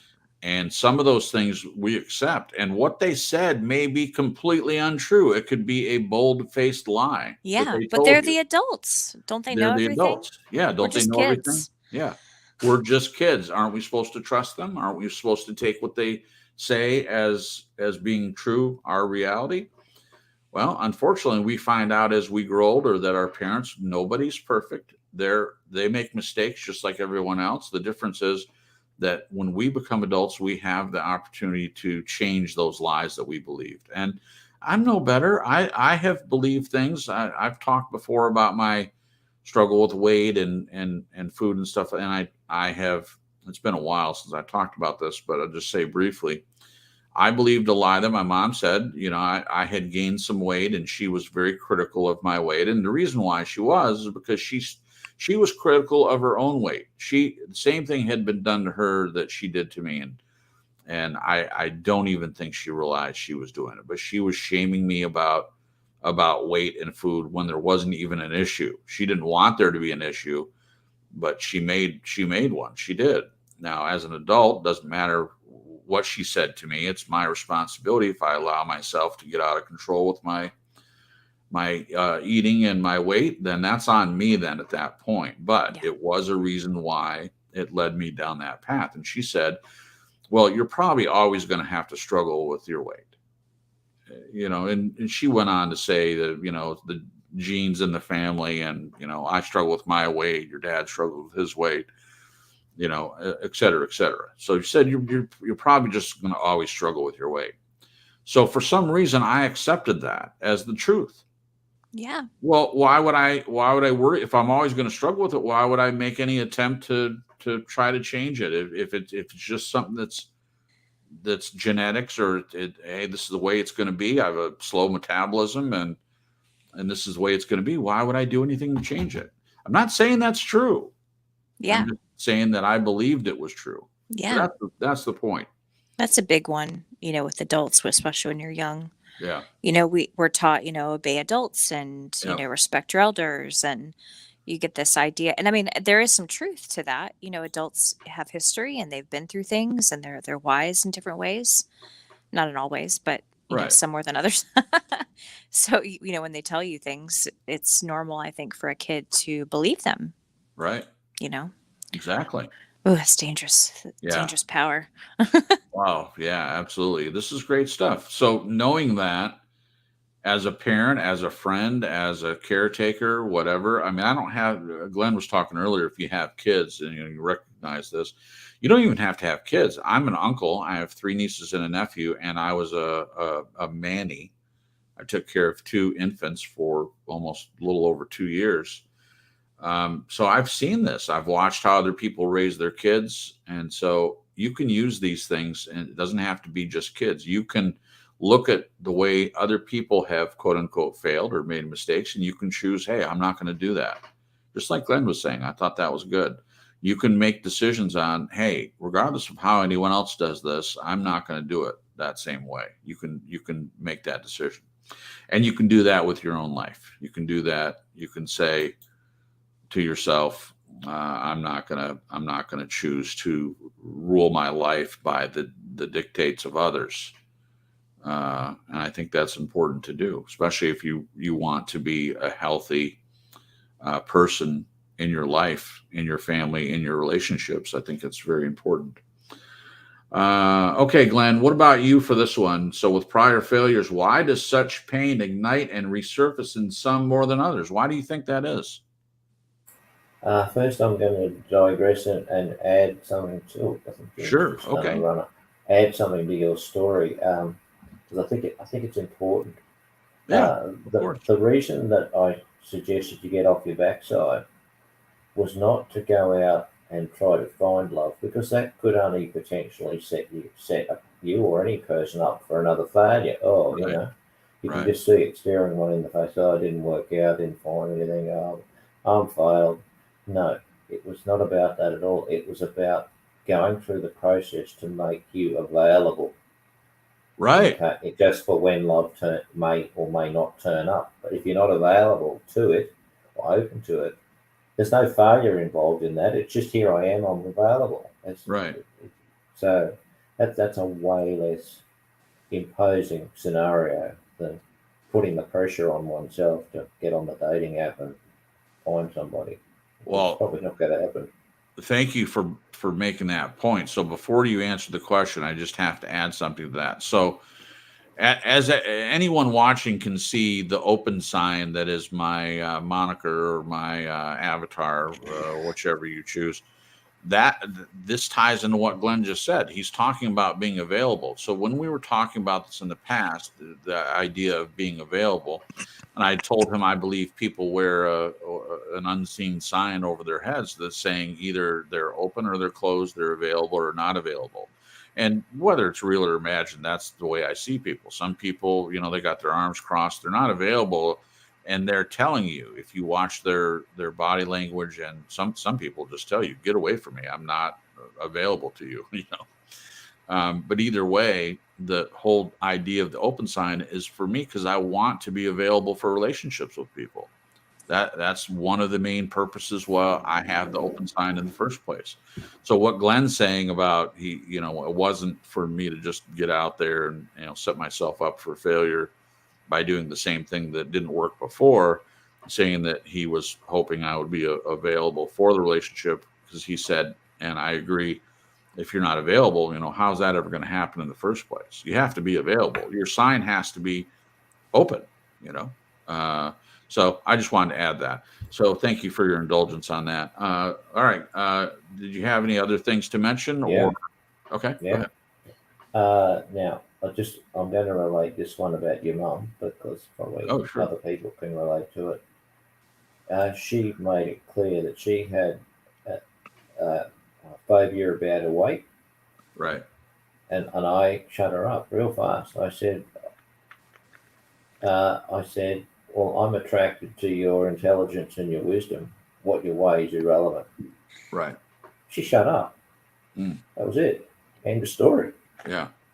So I just thought I'd add that. It's just sometimes the things that people take on board as being like a barrier are not really a barrier at all. Yeah. It just depends on how different people interpret stuff. So right. And I just wanted to add that.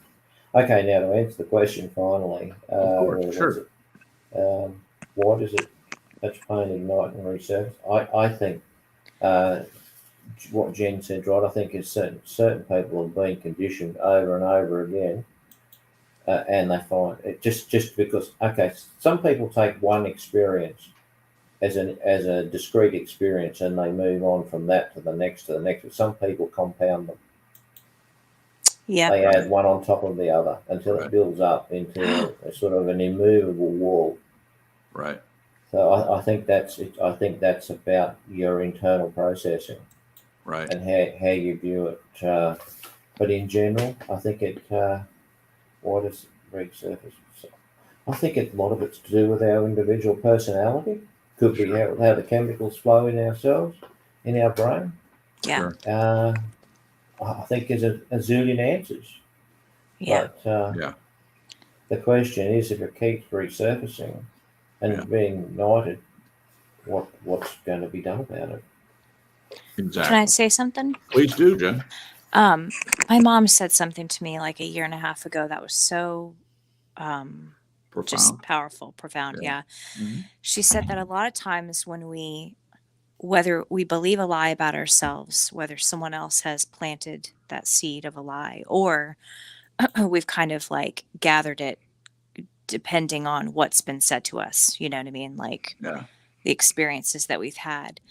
A lot of times, I guess it's depending on the person, they will walk around gathering evidence to prove that lie true. Right. I remember and that blew my mind because that's what I was doing with myself. It was like, it's almost like every mistake that I made or every failure, quote unquote, that I thought I had, it was me gathering evidence to prove the lie in myself that I don't finish things, that I make too many mistakes, that I'm a failure at such and such. Exactly. And that was huge. I don't know if that'll help anybody, but I just was blown away by that comment. Well, and I do think people walk around doing that. I think some people don't struggle with that, Yeah. Like Glenn was saying, everybody's different. Sure. That was definitely my game. Whew. Well, I think thank you for sharing that. I think that would help someone else. It's very, very important to understand that. And I would add to that, pretty much your perception, regardless of whether the lie that you believe is real or imagined, it's what you believe about it that forms your behavior, how you're going to deal with that. So if you believe a lie, the lie doesn't matter that it's a lie, doesn't matter that it's not true. If you believe that, your perception forms how you're going to react to it. Yep. Ultimately. Okay, perfect. Next question. Did everyone answer that one? I think we all did. All right, next one. So why are some able to put experiences behind them and move on easily, and yet others find it difficult and demanding? I think it's everything that we're talking about. It is a different question, but how are some people able to move on and other people aren't? This is the thing. It's what I mentioned earlier. If you're not changing what happened to get you there, then you're not ever going to do anything about it. It's going to continue to be difficult. You're not going to move on because you're not changing what happened to begin with. And in this case, we're talking about believing lies and stuff. So for me to move on, I had to realize that the lie my mom told wasn't true. It was a lie. It didn't apply to me. I decided it didn't apply to me. Now, it may be true, talking specifically about food, and my metabolism may be slow. My genetics may predispose me to carrying more weight than, say, my brother-in-law, who seems to be able to eat whatever he wants to and doesn't gain a single pound. I just may not be that way. I have to do things a little bit differently, but realizing that it was a lie, telling myself the truth about me. The truth is, even if it's a struggle, I can make better decisions about the way I eat. I can exercise. I can work out. I can, count calories. I can do keto. I can make decisions that are better for me than how I got there in the first place. How I got there, struggling with my weight in the first place, was by eating fast food and drinking beer and all that stuff. So if you do that long enough, I don't care what your metabolism is, eventually, especially with aging, as you get older, your metabolism slows down. Everybody agrees on that point. And if you eat like that, you're eventually going to struggle with weight. So I made better decisions in my life, and that's how it changed.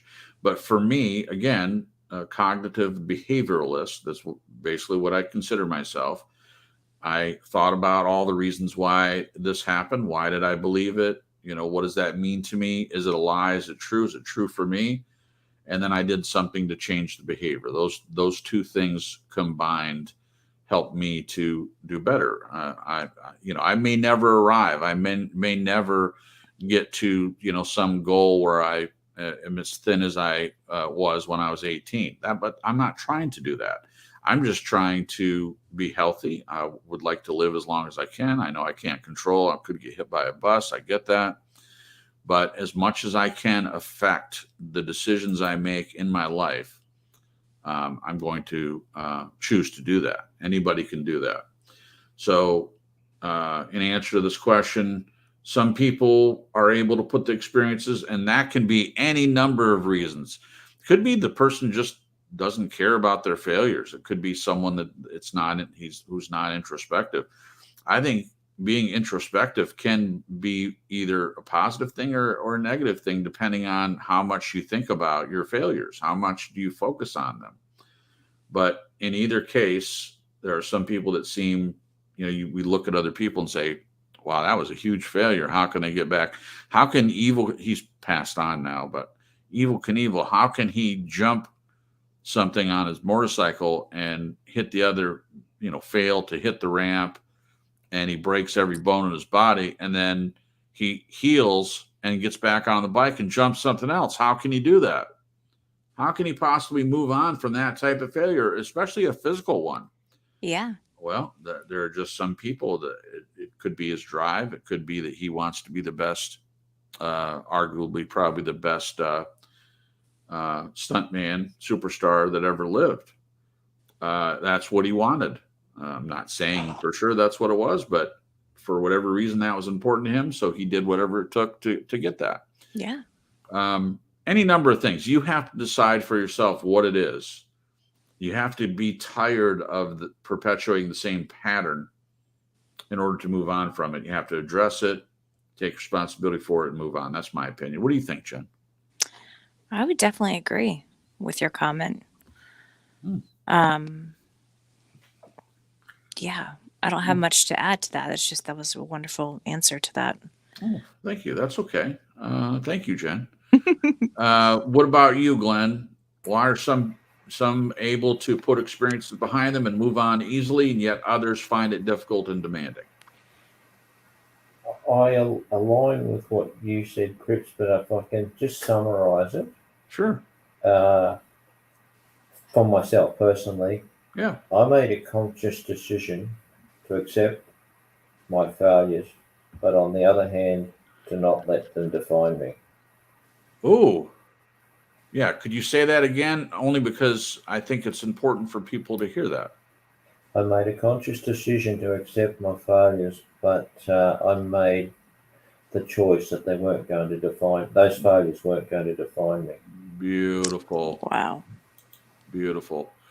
I hope you guys heard that. So fortunately, we're recording the broadcast, so it's going to be there for people to listen to. So if you're listening to playback, to me, there have been several good points made tonight. But that's a good one. And it ties into the accountability, recognizing, hey, I made a mistake, as we said earlier, but making a choice to not let it define you. That's huge. That's the psychology of failure to begin with, in my opinion. Yeah. Again, if you're allowing whatever your failure is, if you're allowing it and looking at it as a failure, that's the first problem. But if you can get past that and acknowledge, hey, I boffed it, I failed, or whatever word you want to use, I made a mistake. That's a good one. That's what kids say. You made a mistake. Biblically, it's called sin. It's not just a mistake, but that's a deeper topic. But either way, realizing, acknowledging, sin, acknowledging mistakes, acknowledging whatever word you want to use, and not letting it define you, not allowing it to define you. That's huge. I love it. Okay. Okay. Anything else to say about that, Glenn, before we move forward? No thanks. Okay, perfect. Can I say something real quick? Yeah, of course, please. It's on topic, but a little weird.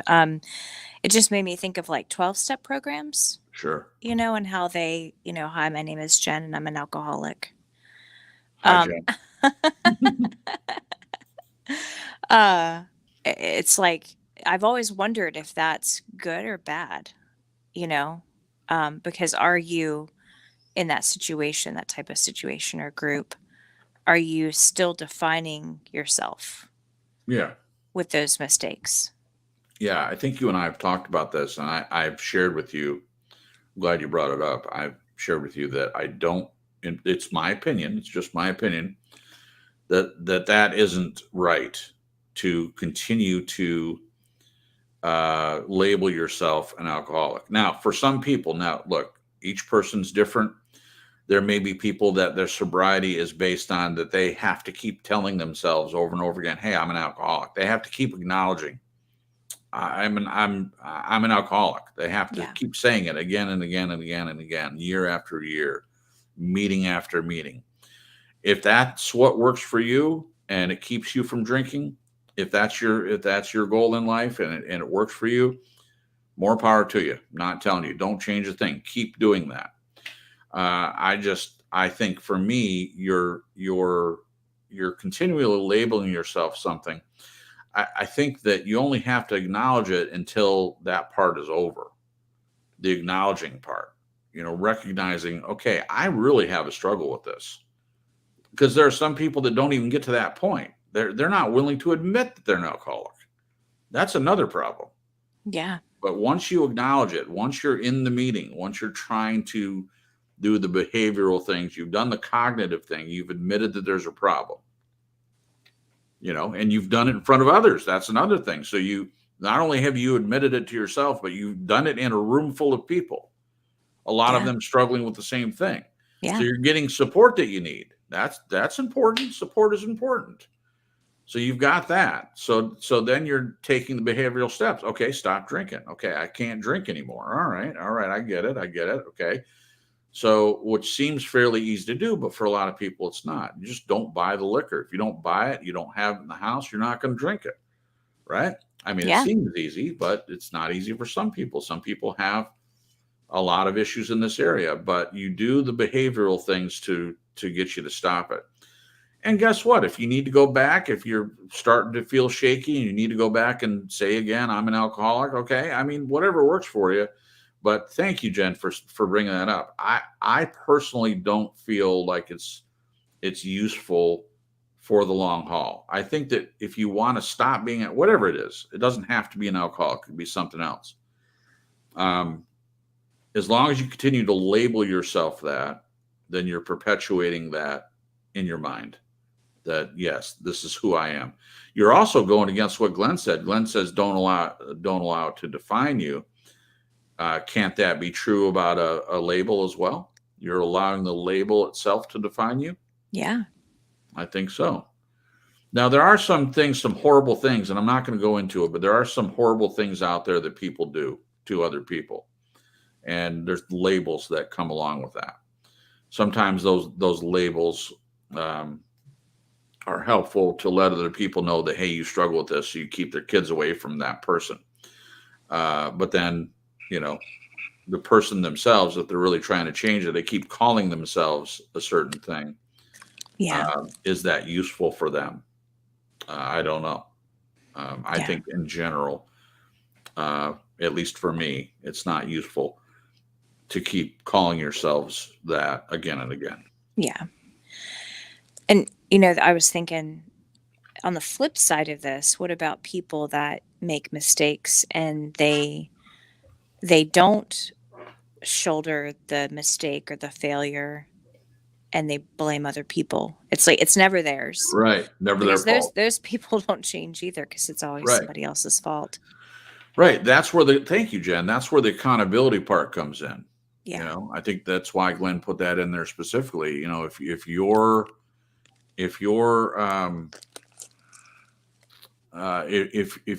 refusing to take responsibility, then you're missing the first step that Glenn put in the write-up to begin with. Yeah. You're not acknowledging it in any way. You're blaming it on someone else. Yeah. If you do that, you're never going to get to the point of getting past whatever it is. You're not. Right. And continue to make, yeah. I mean, this is a stupid example probably, but if I'm with Glenn and I step on his foot, he says, hey, what are you doing? Why'd you do that? And so I didn't do that. You put your foot under my foot. You shouldn't have put your foot there. And he's really ticked off about it because he knows he didn't put his foot anywhere. I stepped on his foot, whether I did it intentionally or not. He knows the fact is his reality is I stepped on his foot, and now I'm blaming him for it. Gaslighting For sure. Well, we're never going to move forward into a healthy relationship, Glenn and I. It's not going to, because I'm refusing to admit that, hey, I did this to you. Yeah. It's a stupid example, but there it is. Yeah. So whatever it is, great point, Jen. If you're not acknowledging your own accountability, your own responsibility in something, I don't see how you can move past it. You're essentially blaming. Well, it's what I said about my mom. So I shared with everyone the lie that my mom told. And I said, now I can say, yes, my mom said this and I believed it. She should have never said it. She should have never phrased it like that to me. But I believed it. Now, when I became an adult, now she said that to me when I was younger, and I looked up to her and I believed what she said. But when I became an adult, if I continued to blame her, I said, well, my mom told me I'd always struggle with my weight. And I never moved off that. And I didn't ever take responsibility for it in the first place. How would that change? Yeah. It wouldn't. There's not even a question about this in my mind. Yeah. It wouldn't change. If you're blaming someone else, it's not going to ever move from that place. It's going to stay in that place forever, and it's not going to ever budge. Dang. Mic drop. Well, it was your point, babe. It was your point. Yeah. I just think it's a good point. I think it's a good point. It was really easy for me to pick it up and run with it, for sure. Yeah. And that was my experience with my ex. Yeah. Nothing was ever his fault. Every once in a while, like just a handful of times over 14 years, I tried pointing out some of, like, for example, the financial issues we had because there was financial abuse, that what he was doing was not working. Yeah. We keep doing the same thing and it's not working. It continues to put us in this horrible place financially, Right. which didn't bother him at all. Like he never lost sleep, never was stressed, I was a mess. Right. I was just an absolute stressed out mess. And, it just never, he would again explain it away and not take responsibility and blame other people. And, Right. And that's one of the reasons I saw no growth in him. He was pretty much the same person the whole time. No growth. You know, no Yeah. growth. There you go. See, that's the perfect example. So a person that blames everyone else, he blamed God too. Haven't you talked about how something would happen and say, God just, wants to do this to me. He blamed God for everything. Right? Yep. Yeah, he did. He even flipped God off, which I would never do, whether you believe in God or not. It's just not polite to flip a deity off. No. The creator of the universe, at least in some people's minds, the creator of the universe, and you're giving God, quote unquote, the middle finger.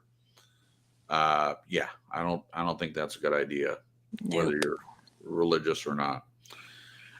Which actually, this is perfect timing. It brings us to, it's not a question that Glenn said, but it's a statement he put in here, and I just want to address it real quick. We're going to be close to ending on time here, guys, and we appreciate you sticking around this long. We only have one more question left, but this statement is important.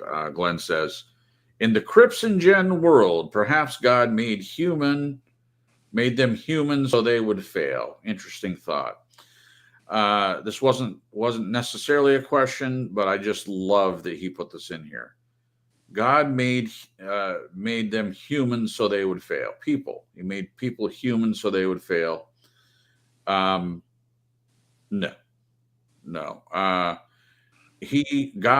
So I don't even know what angle to hit this question, really. God didn't make humans so they would intentionally fail. Now, I understand why people think that. This is interesting that Glenn brought this up, because there are people that argue that. And it's an argument about volition. What role does a person play in accepting salvation? What role does a person play in accepting the work that Christ did on the cross to reconcile us all to God and save us from sin? So obviously, this isn't a show necessarily. Well, not necessarily. It's not a quote unquote Christian show where we talk a lot about these sorts of things, but they come up from time to time, and Glenn does it. He throws us a bone now and then when he does the write-up. He just says, here, guys, here's a little something. I like that he does it. It doesn't irritate me. It's actually endearing to me. He gives us a chance to talk a little bit about this. So this is a big one, though. I don't even know. I could talk for a whole show about how people discuss this. God made humans, so God essentially. So I know there may be people listening that don't believe in God at all. I know Glenn doesn't. I get that, but for the sake of argument, let's all say we agree and believe that God does exist. So God creates everything, and He's all knowing. If He's all knowing, then He knows that the way He set things up you can have of every tree in the garden except for this one. So essentially, He sets it up for us to fail in a lot of people's minds. You have all these wonderful trees in the garden. You have this beautiful place. You guys are like supermen. Oxygen levels really high. You have, super strength, and the animals talk. You're able to have an intelligent conversation with the zebra. All these wonderful things, the flowers, they wave to you every morning when you get up. I mean, I don't know. I wasn't there, but these are things I've heard people say. And you have everything. You have total freedom. You can sleep as long as you want. You can get up and go name the animals for a couple hundred years, whatever. But you have total freedom, except don't eat this one. We don't know exactly. It's depicted as an apple. We don't know what kind of fruit it was, but biblically speaking, it was some fruit, right, on a tree. And we know, based on scripture, that the tree was beautiful and it looked like good. It looked like it was an inviting fruit. It wasn't a garbage fruit. It wasn't something that was ugly. It was something that looked beautiful. And all it took was Lucifer, in the guise of a serpent, to say, hey, did God say don't eat the fruit? And he said, yeah. He said, the minute we eat the fruit, or when we eat the fruit, we're going to die. And all Lucifer had to do was say, well, you're sure you're not going to surely die. All he did is put a little doubt in her mind. And long story short, for those that don't know, she ate the fruit. So an all-knowing God who sets up everything so that you have total freedom, except makes this one enticing fruit and says, don't eat it. So what does that say to a humanist? What does that say to someone that doesn't believe in God? I'll tell you what it says. It says that God set us up to fail. So this question is actually, in my opinion, pretty deep. So essentially, did God make humans so they would fail? I would say no. In his all-knowing state, he knew that if it wasn't Adam and Eve that failed, eventually somebody somewhere would go against the way he set things up. They would fail. They would make that mistake. Now, in God loving us, he had already, before creation, set up a way to rescue us from the state that we had to be in. The reason, in my opinion, that he set it up like this is because he wanted us to have free will, and we needed to choose to believe in him. We needed to willingly accept his sacrifice for sin. And if he'd set it up as robots, sin's not a problem. We just do what God tells us to do. There's no free will.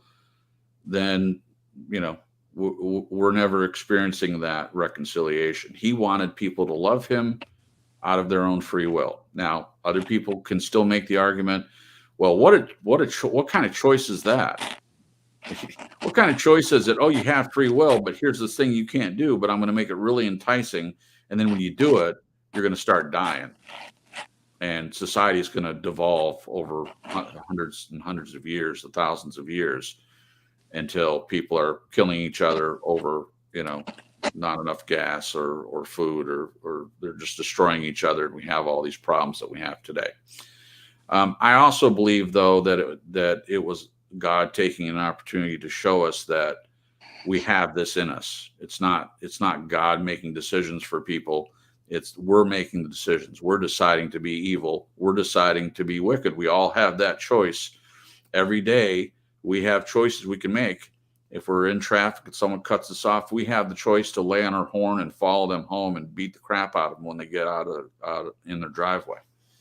Or we can not do that. We can say, hey, they got in front of us and that probably wasn't the best thing, and it pissed me off, and I'm just going to let it go.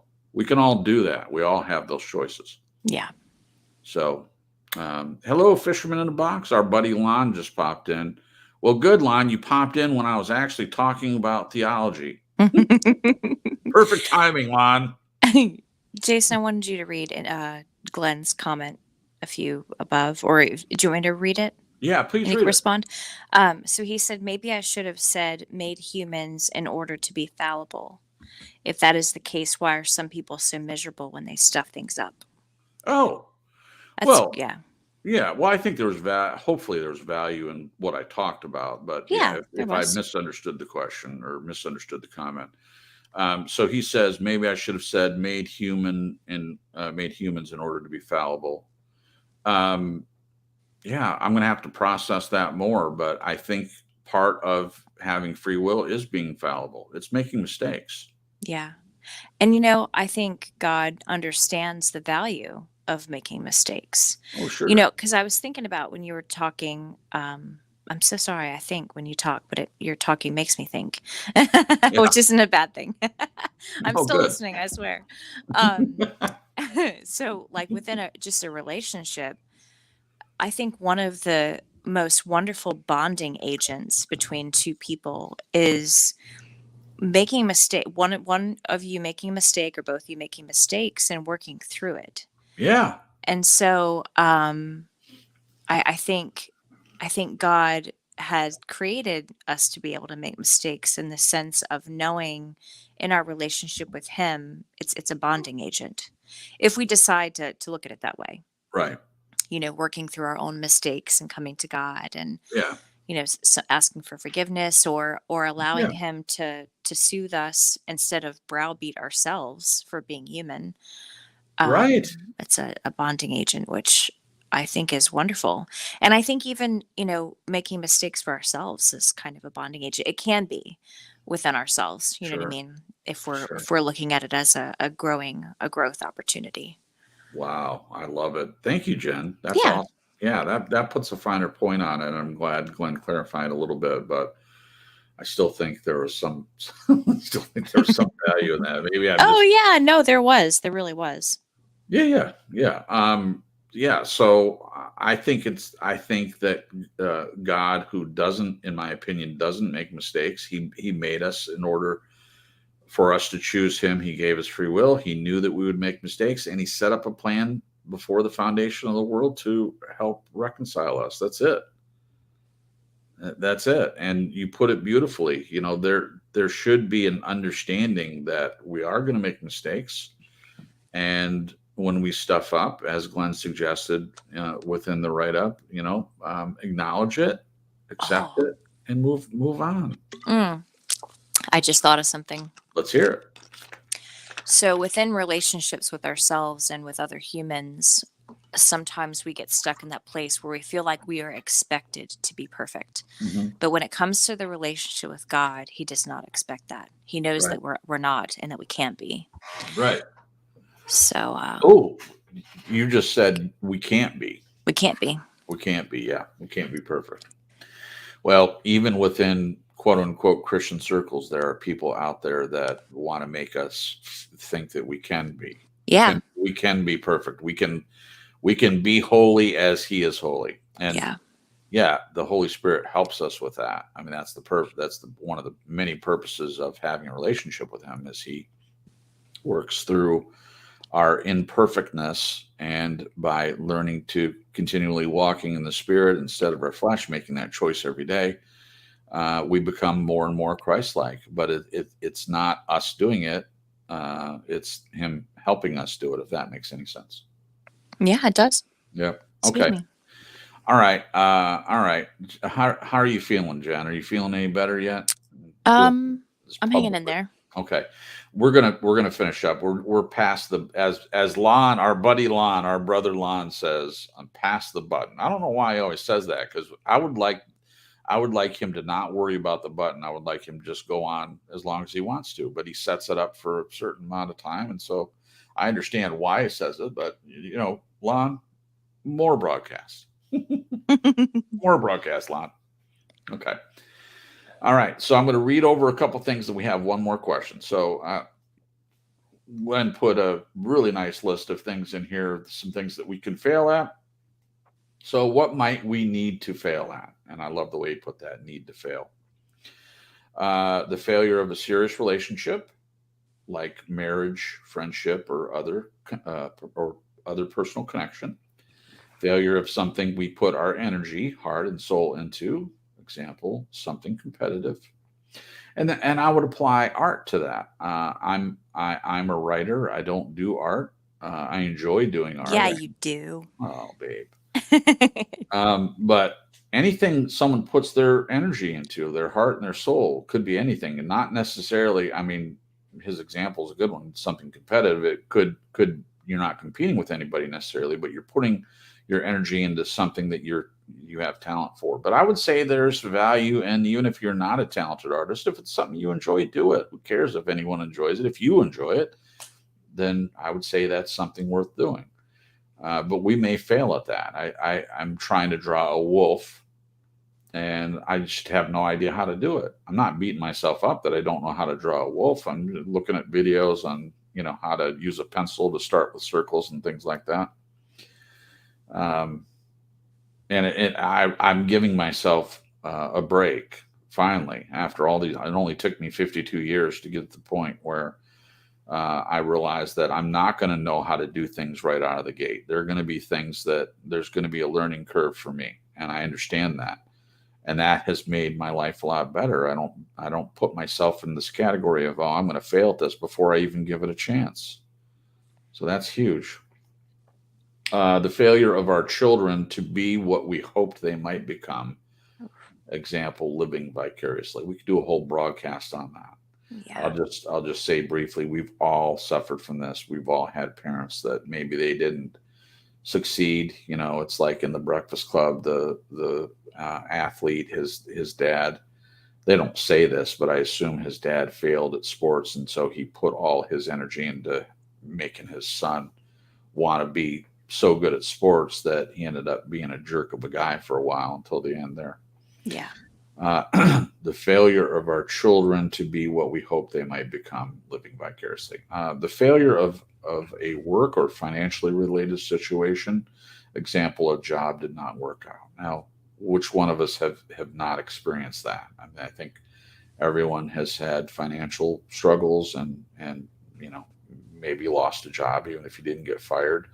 Certainly with the recessions that we've had and the virus and all that stuff, and certain people were forced to be out of work, even no fault of their own. But you can't go into work, and that's happened. And again, that's a whole nother broadcast talking about how difficult that is for people.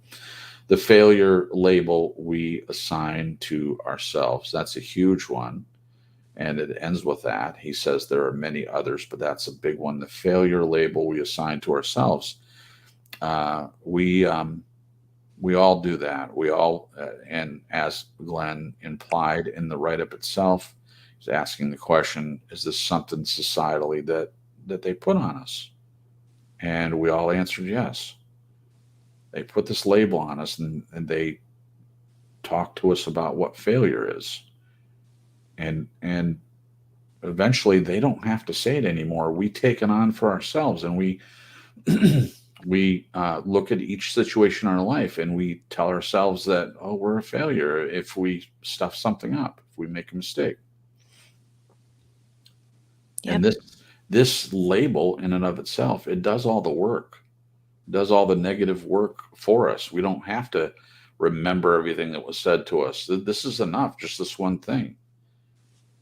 So when we stop labeling ourselves as a failure, and we're able to acknowledge, hey, I've made some mistakes, and I don't want to keep doing that, but I've got to risk trying to do something different. I have to try to risk doing something that's going to enrich my life more, and that it could be whatever it is. Glenn took the liberty of naming several different areas, and there's some good things in here: marriage, friendship, personal connection. Anything we put our heart into, with our children, living vicariously, let the children live their own life. They don't have to live. They don't have to live the way we want them to live. They live the way that they want to live, do the things they want to do. We want them to play piano, and they want to be a football star. Let them be a football star. I think that's so important, rather than putting on someone else what you want them to do, is letting them figure out what they want to do and supporting them in that. Well, go ahead, Jen. I was just going to say, that makes me think of the movie. What was the movie called, of the boy who wanted to dance? Oh my gosh. I can see the kid's face. The actor. But I've seen clip. I haven't watched the whole thing, but I've seen clips. There you go. There you go. And his dad, I remember in the beginning of the story, was really against him doing it. But by the end, I think there's one scene where he watches him, and he sees how talented he is and how passionate he is about it. And then he kind of gets on board, and it's just a beautiful story. Right. Right. Thanks, it is Glenn. A beautiful story. By the way, my mom loved that. And when she was doing a group therapy session, setting it up, she had me, of course, it was very illegal. And I had a lot of trouble doing that, because that even when they had video cassette tapes, they made it so you couldn't record them, or they tried to make it so you couldn't record them. And you certainly couldn't do clips. See, now you can take a clip from anything and make a video, or you put it on YouTube or whatever. They have all the right tools now. But I had 2 VCRs, and she wanted me to make a tape with clips so she could talk about it in one of her speeches. And there was a couple from that movie. And so I watched that thing, trying to get clips from it. I watched it over and over and over again, several times, to get the clips that she wanted. It was a great movie. It was very, very meaningful. Yeah, I definitely suggest it. Okay, so with all that, we got one more question. We're going to be done here, guys. The question is, what actually is failure? What is success? And does it really matter? What is failure? What is success? And does it really matter? I would say, based on everything that we've discussed, failure is whatever you call failure. If you're calling anything failure, then you've defined it. you're calling it failure, then that's what it is. You have failed because you're putting that on yourself. It certainly isn't what other people say. Someone else might look at something you did and say, "Oh, you really failed. You really stuffed up." Well, that's them saying it. What do you say? What do you personally say about it?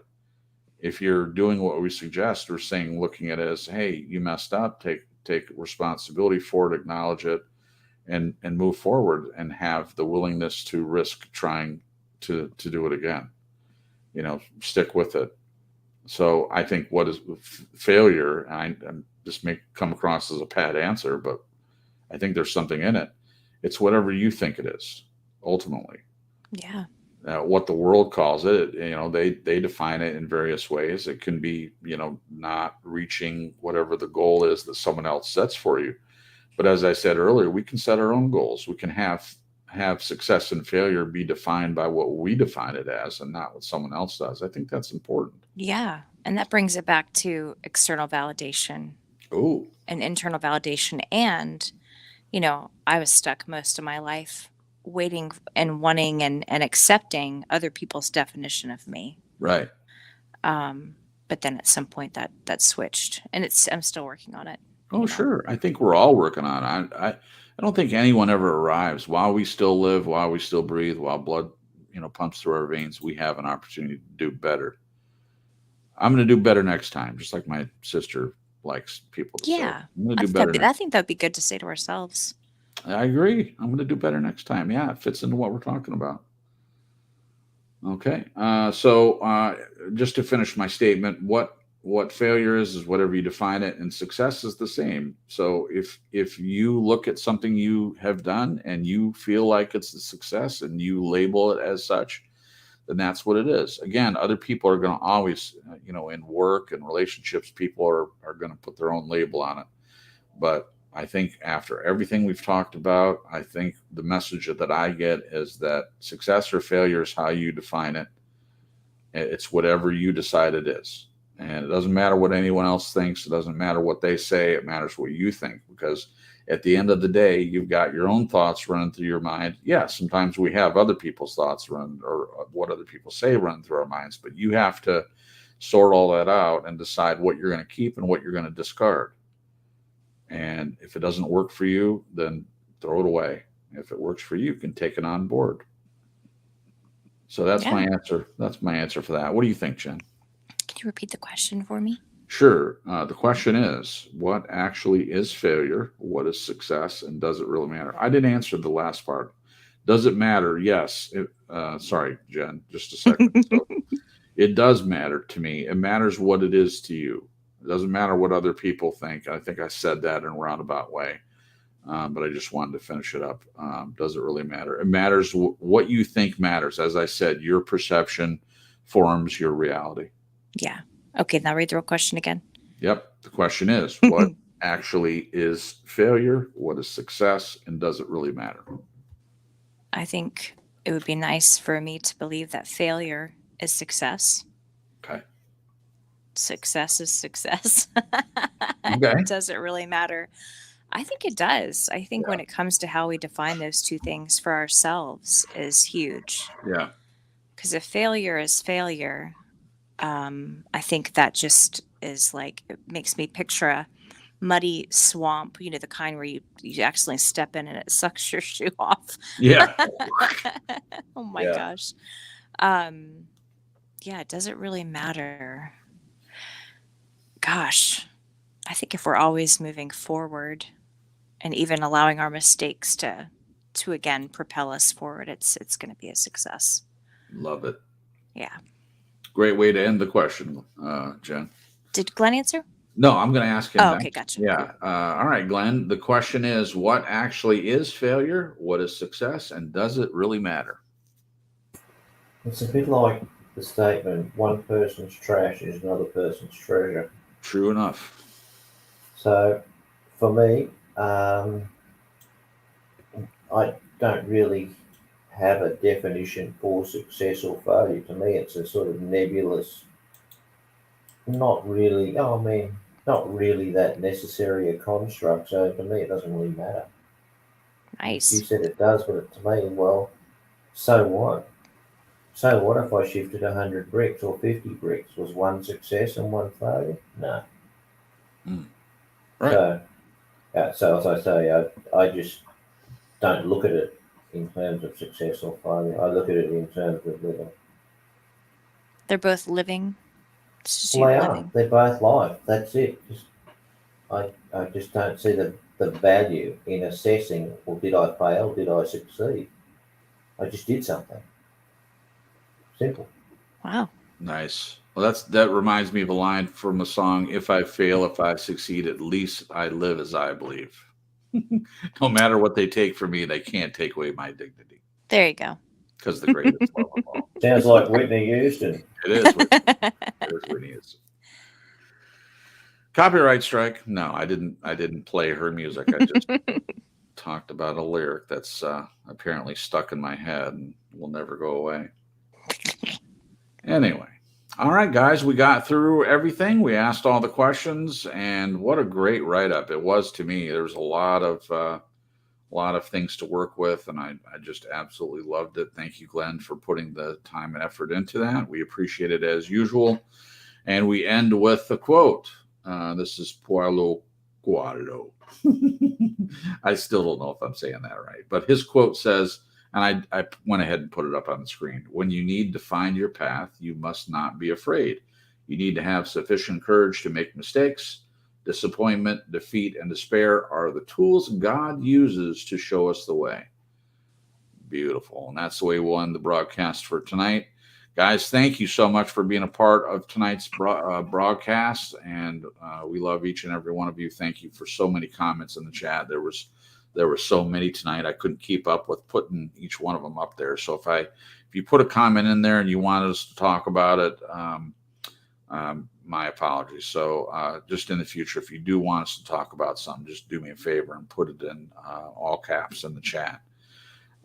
Let us know that you do want it on screen. I will randomly, because I'm trying to go through things and pay attention to everything, and also trying to see what's in the chat. Sometimes I do really well with that, and sometimes I fail.